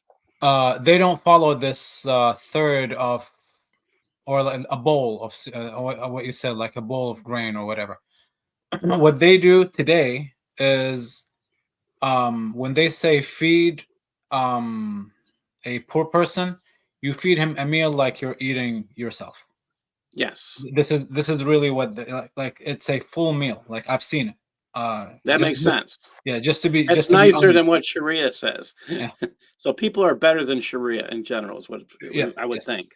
Mm-hmm. And that makes good sense, because you really don't want to be seen as a filthy person. If you want to go strictly by the Sharia, you're gonna starve somebody. You're not helping that much. I can't see how you would consider this. I mean, any kind of wisdom, if you're not going to feed somebody what you think is good for you, and you're trying to get a deal with God on breaking an oath. All right, this is where things are going to start to get funny. There's an app for that. I was showing this to Yusuf yesterday. We were laughing. There is an app for if you want to break your oath. But take a look at how much it costs. It's only a singular meal, right? Yes, but I mean, how? I don't know. First of all, I don't know how it's 120 pounds. That's right? for breaking the fast. Okay. It's 20 pounds if it's just breaking an oath. But Mhm. I think the kafara is like if it's during Ramadan and you're fasting, you want to break your fast. That's what I think that's for. Yeah. So if you're breaking a fast at one day of Ramadan, and it depends on what Quran I'm reading. Some translations will say feed one poor person, Yes. and some translations will say feed multiple, and doesn't even say a number. And I think that's what this is, because I thought I heard in this one, I think it was 10 people. I'll double check that, but I think they gave a number in here in the Reliance the Traveler. I'm pretty sure it was 10 that would actually come close to this 120 to 20. So can you imagine? You know you're going to break your oath. You just go online, give $20 to. They're supposed to be using the money to do what? Feed 10 people. People, look up at the top here. There is Kurbani 2025, Gaza. Oh, okay, wait. Is this money going to feed people, or is it going for jihad? I mean, if this is zakatable, it's probably going to jihad. Right. And this is I imagine the thing that we were reading earlier, the part that we fixed, the last thing that I fixed before or after the oath. So I can take an oath and I'm already planning to break it. I just go and pay it forward. I guess I don't know. Is that. I'm never going to stop laughing about this. I was just trying to learn more about kafara, and I came up to this site, and I'm sorry, I've been laughing ever since I found it. There's an app for that. I want to break my oath. Let me give you $20. Leave me alone. Wait. Are you saying that to your God, really? Right. Yeah. Yeah, and this is the example. I think this is scary. So we're gonna go a little bit farther. I was having a conversation with Usama. He's really concerned that he does not see this stuff in the Quran. So I says, look, this is the stuff they're claiming. This is when I read the Ask Islam and a few others, what verses they're saying in the Quran this refers to. One was 2:25. Allah will not hold you responsible for your mere utterance in an oath, but he will hold you responsible for that which your hearts gained, and Allah's forgiving, forbearing. And Usama said, this only refers to oaths that you don't intend. Well, isn't that what the Sharia said? Like, hey, I didn't really intend it.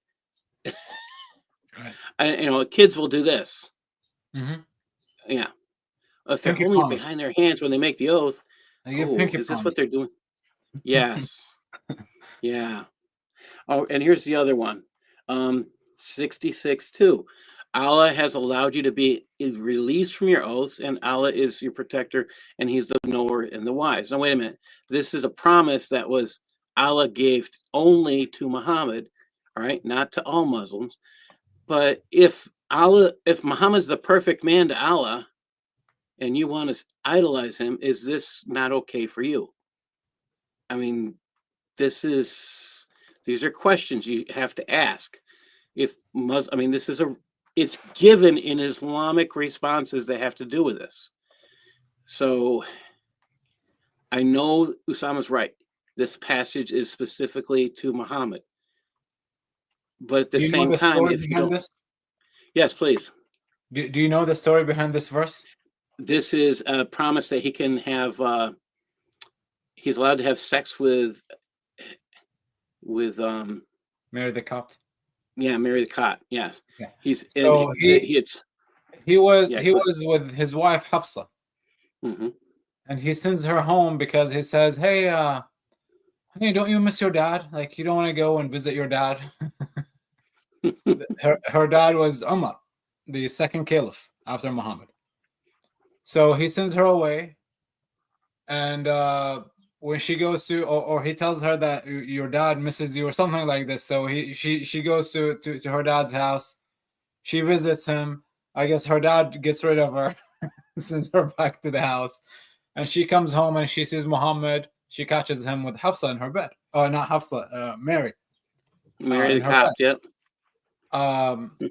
And she, he gets in trouble, and he promises her he's not going to do it anymore. He's not going to have sex with her anymore, and she's just a slave, not sex slave. So after a while, I guess he misses Mary the Copt, and boom, he gets this verse. Whatever Allah made lawful to you, do not make it unlawful. So whatever you have, you swore to Hafsa, you can break this. You can break this oath. So you can have sex with your sex slaves. Doesn't matter what your wives want. Okay, Allah says it's okay. You can do it because Allah said Muhammad could do it, right? Oh, so do you have the right? This is again.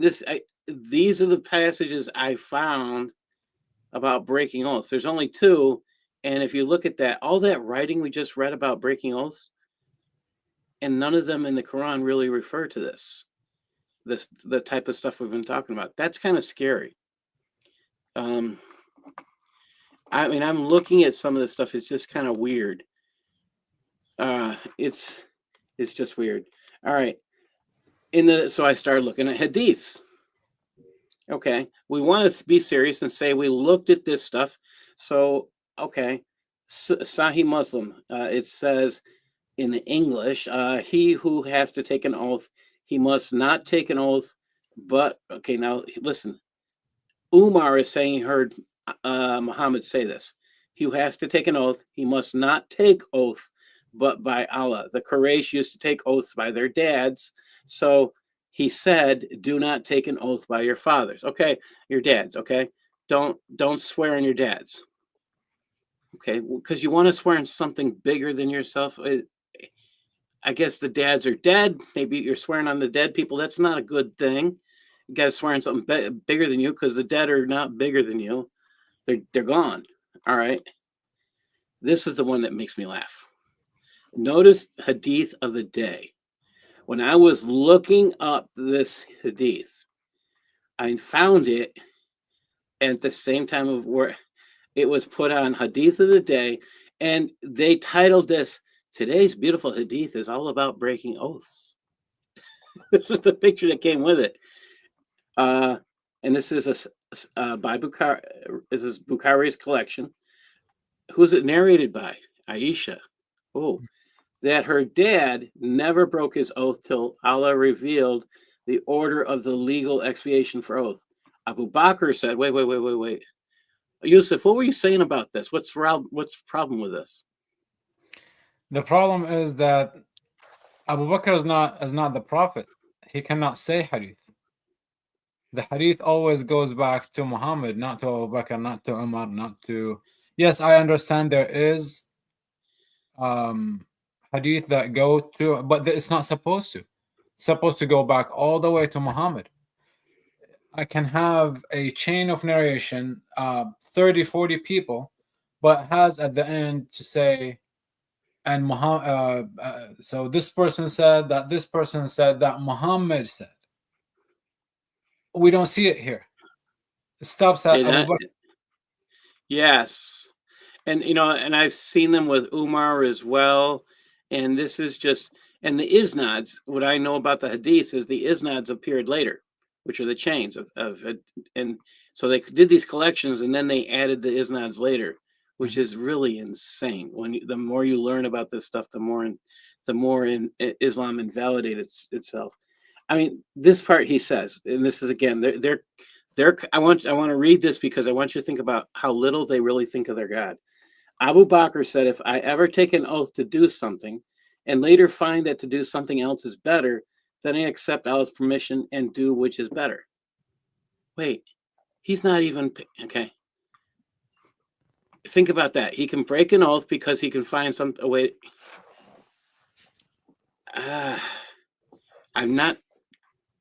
I think if you make an oath to God, you got real problems when you start breaking it. So this is another Islamic site, the Shia put up, and I'm just looking at oath. It says similar to a vow, but it must be sworn by one of the mighty names of Allah. Okay, and they list that if need fulfilled and promise not kept.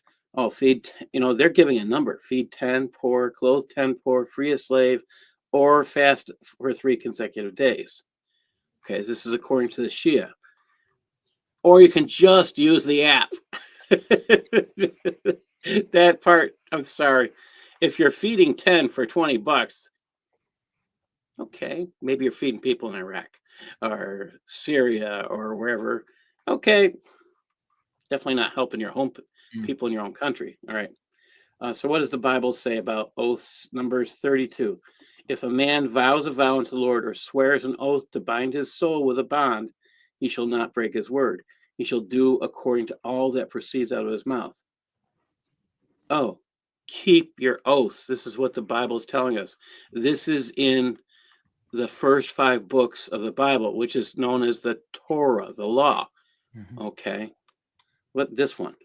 Matthew 5:33-34.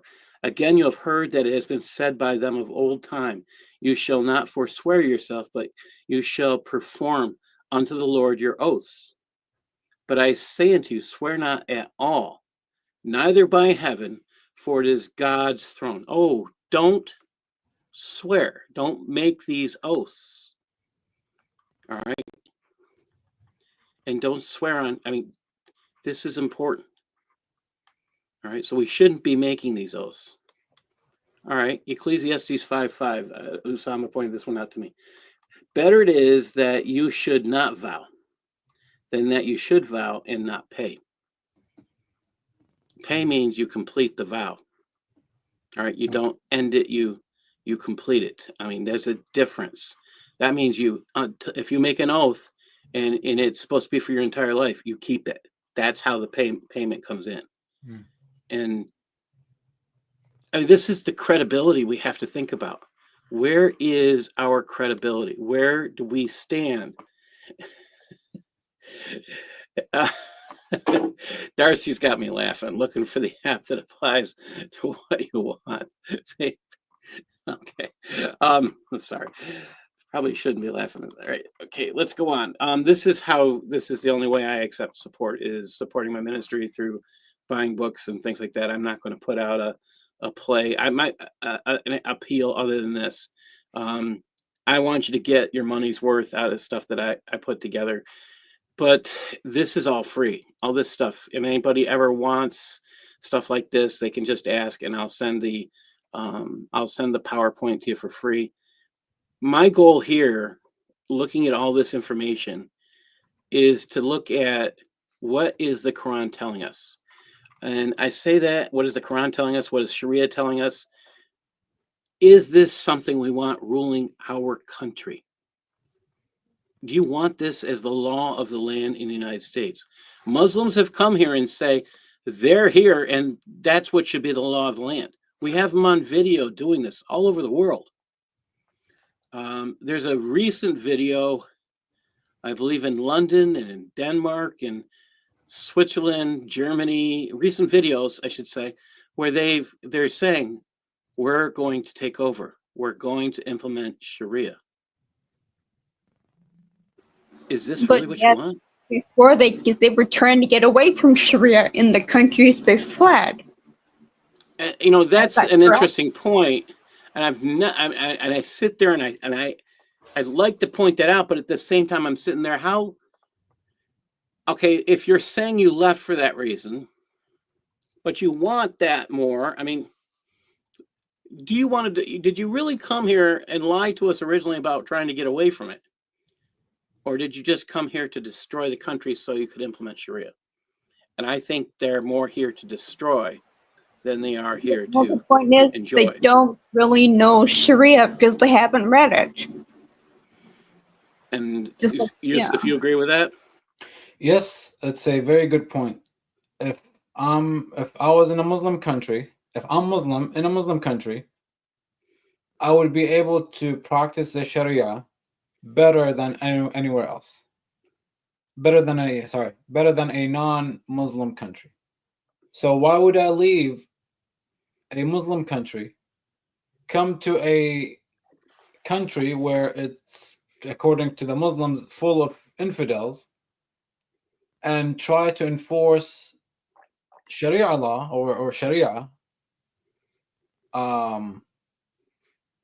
where then I complain that I'm persecuted. I cannot even practice my law. I cannot practice my religion in this country that claims to be the free country. It gives me the freedom of choice, the freedom of religion. But that's not a. This is not a. What do I want to say? It's not a freedom of religion when it involves the lives of other people. Yes. I don't mind you practicing your religion as long as it doesn't hurt anyone else. I don't care if you're building a gay bar somewhere, as long as you're keeping it to yourself. You're not doing anything to other people. You're not trying to enforce your ideas on children. That's you. You're an adult. You do whatever you want to do. Same thing with Islam. If your religion does not affect anyone, it doesn't affect someone's life, it doesn't affect someone's well-being. I don't care what it is, but everything in that religion and in Islam affects others around them who are non-Muslims. And that's repeated throughout the Quran. It's repeated throughout the Hadith. It's repeated throughout the Sharia, that those who are not Muslim are totally affected by it. And that is the truth. And now I'm going to say this. What we've been sharing here is so important. If you found a reason to leave Islam, great. I'm going to say if you have this little faith in your God that you believe you can just break your vows to your God, you make your God this tiny. All right. He's not worth your time if your God is that small. My God is so big, I can't even comprehend how great he is. I'm not even close to comprehending it. And I study the scriptures. I can't even come close to comprehending how great he is. Yet you have a God that you can put in a box, take him out by breaking your oaths, and put him back again. That's what you're allowed to do by paying an app, by paying an app $20 or whatever, because you could put your own amount in there. I'm gonna be laughing about that one for a while. I'm sorry. That's reason to leave Islam. There's an app so you can deny Allah. Oh. Right. And the money goes to jihad. It's stated pretty much. Why else are they talking about Gaza on there? Right. Yes. Yeah. Support Hamas. Break your oath to Allah. Oh. That's a little confusing, but that's what that site said. Okay. Make a choice for Christ. And I'm going to say, if you do this from what we're doing, please contact, give the glory to God. Contact the Straight Way of Grace Ministry. We want to celebrate with you.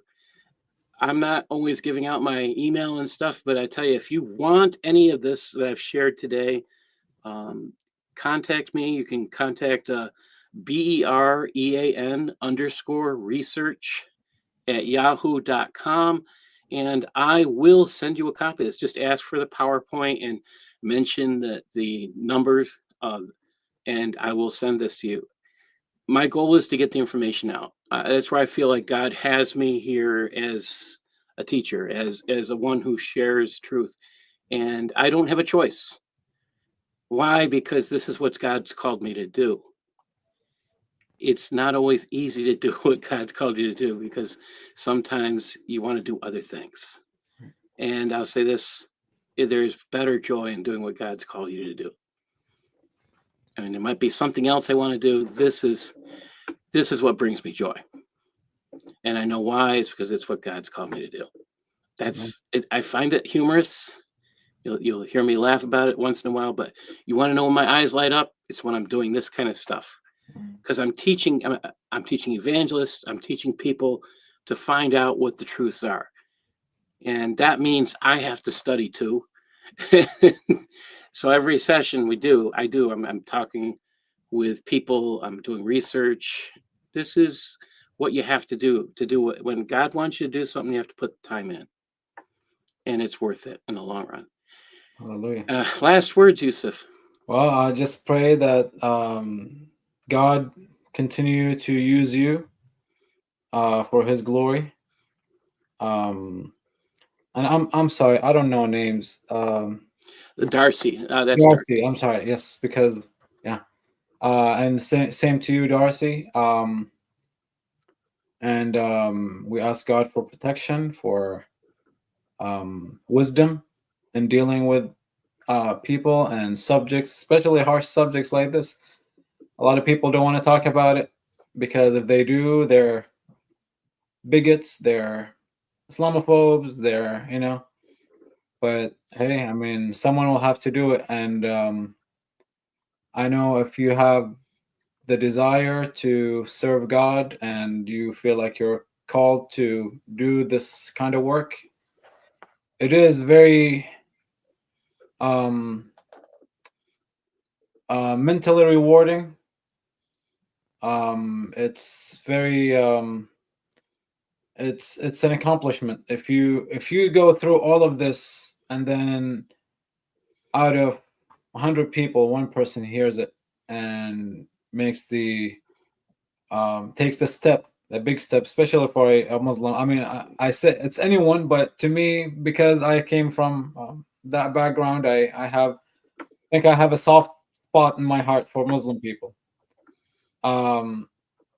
It's worth everything when when I hear about a Muslim coming to Christ, or anyone who doesn't know Christ who comes to Christ. It brings tears to my eyes. It's it's wonderful, only because we tasted the true God. We know, we feel His presence. Say that again, because that's the truth, and Darcy will agree with me. We have tasted. Hey, that's the kind of shahada you can take. We have tasted Amen. God. We have. We might not see Him physically, but you know what? God has given to us, and we have. I mean, this is. You want to take a shahada? You want to bear witness to the living God?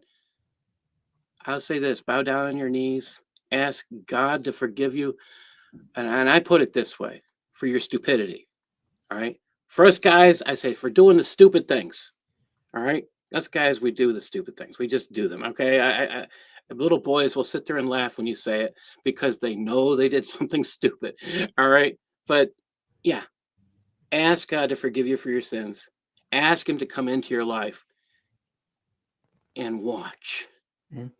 You will immediately taste one thing. Usually it's tears. Mm-hmm. Because you feel that lift of burden off of your shoulders, that Jesus takes that burden you've been carrying. You don't even know you've been carrying it. You will realize that burden was lifted. Mm-hmm. And it's the greatest thing you'll ever experience in your life. And it's worth everything. So I challenge each of you to make that choice. Darcy, any last words? Yeah, Yusuf, you haven't heard my story, but it's going on 5 years now since I had cancer. Oh, wow. And the day I found out, I saw the look on the secretary or receptionist's face, and I knew, like, yeah, I have cancer. But I felt nothing but peace. Amen. Like everything is going to be okay. And I'm still here. I'm still fighting. And it's truly amazing. Be on Jesus' team, to be in partnership with the Yusufs, the Nabils, and Paul, of course, and all the Christians that left Islam. And I keep praying that more Muslims will have Jesus come to them into their dreams, and they leave that brainless ideology, or rather idiotology. So, Are and you I are you think going through chemotherapy now, or this is almost 5 years ago. So okay? I've been clear for over 4 years now. Amen. Wow. So yeah. Yeah, I'm a cancer survivor too, so I know. I know. I had a lymphoma in 2010. Praise Uh, God. I was still Muslim. Had some touchy feelings about it. But it's great. It's God takes care of us even before we know Him. He's Yes. Yeah. See, you want to get in touch with the God. I mean, this is the cool. Osama had a guest on, and he said he wanted what Christians had. He said, we have access to miracles. You know what? I lead a prayer group once every week, and everyone comes to the prayer group, not just to pray. We can't wait to hear what the miracles were that week. we come in, okay, what happened? So I'm the guy who keeps the book, okay, any new praise reports, and people will be lit, okay, this.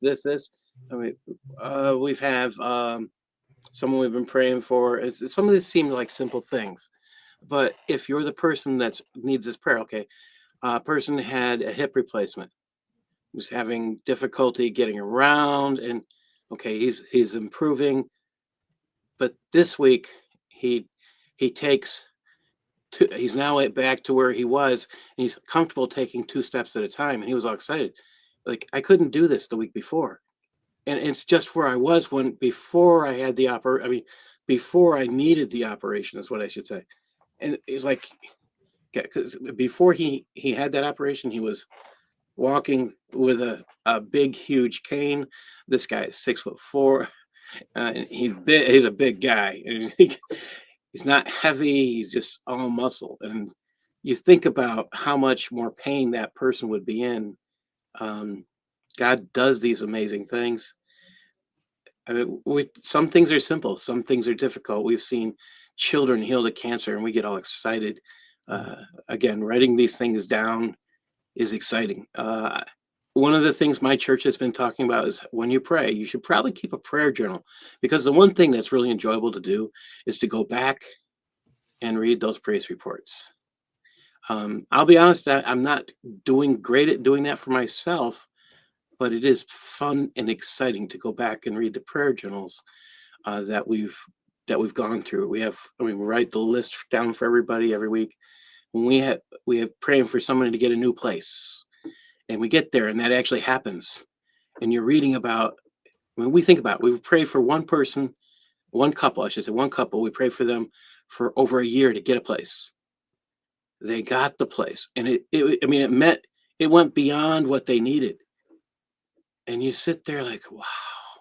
I mean, this was something worth waiting for.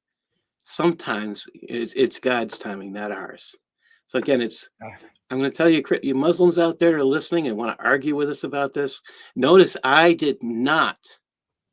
I didn't bring my scriptures. I didn't bring the Bible in till after we read the passages of the Reliance the Traveler, which is Shariah. We looked at the Arabic and the translations that Google provided, and that Usama and Yusuf cleared up, because they weren't even close to good. And I'm willing to correct things. I want to be as accurate as I can. So if we're doing that and we're sharing your scriptures and they say these things, you serve a very small God. Find one that's bigger. Jesus. And with that said, say good night. God bless everybody. Good night. Thank you. God bless. All right. Good night.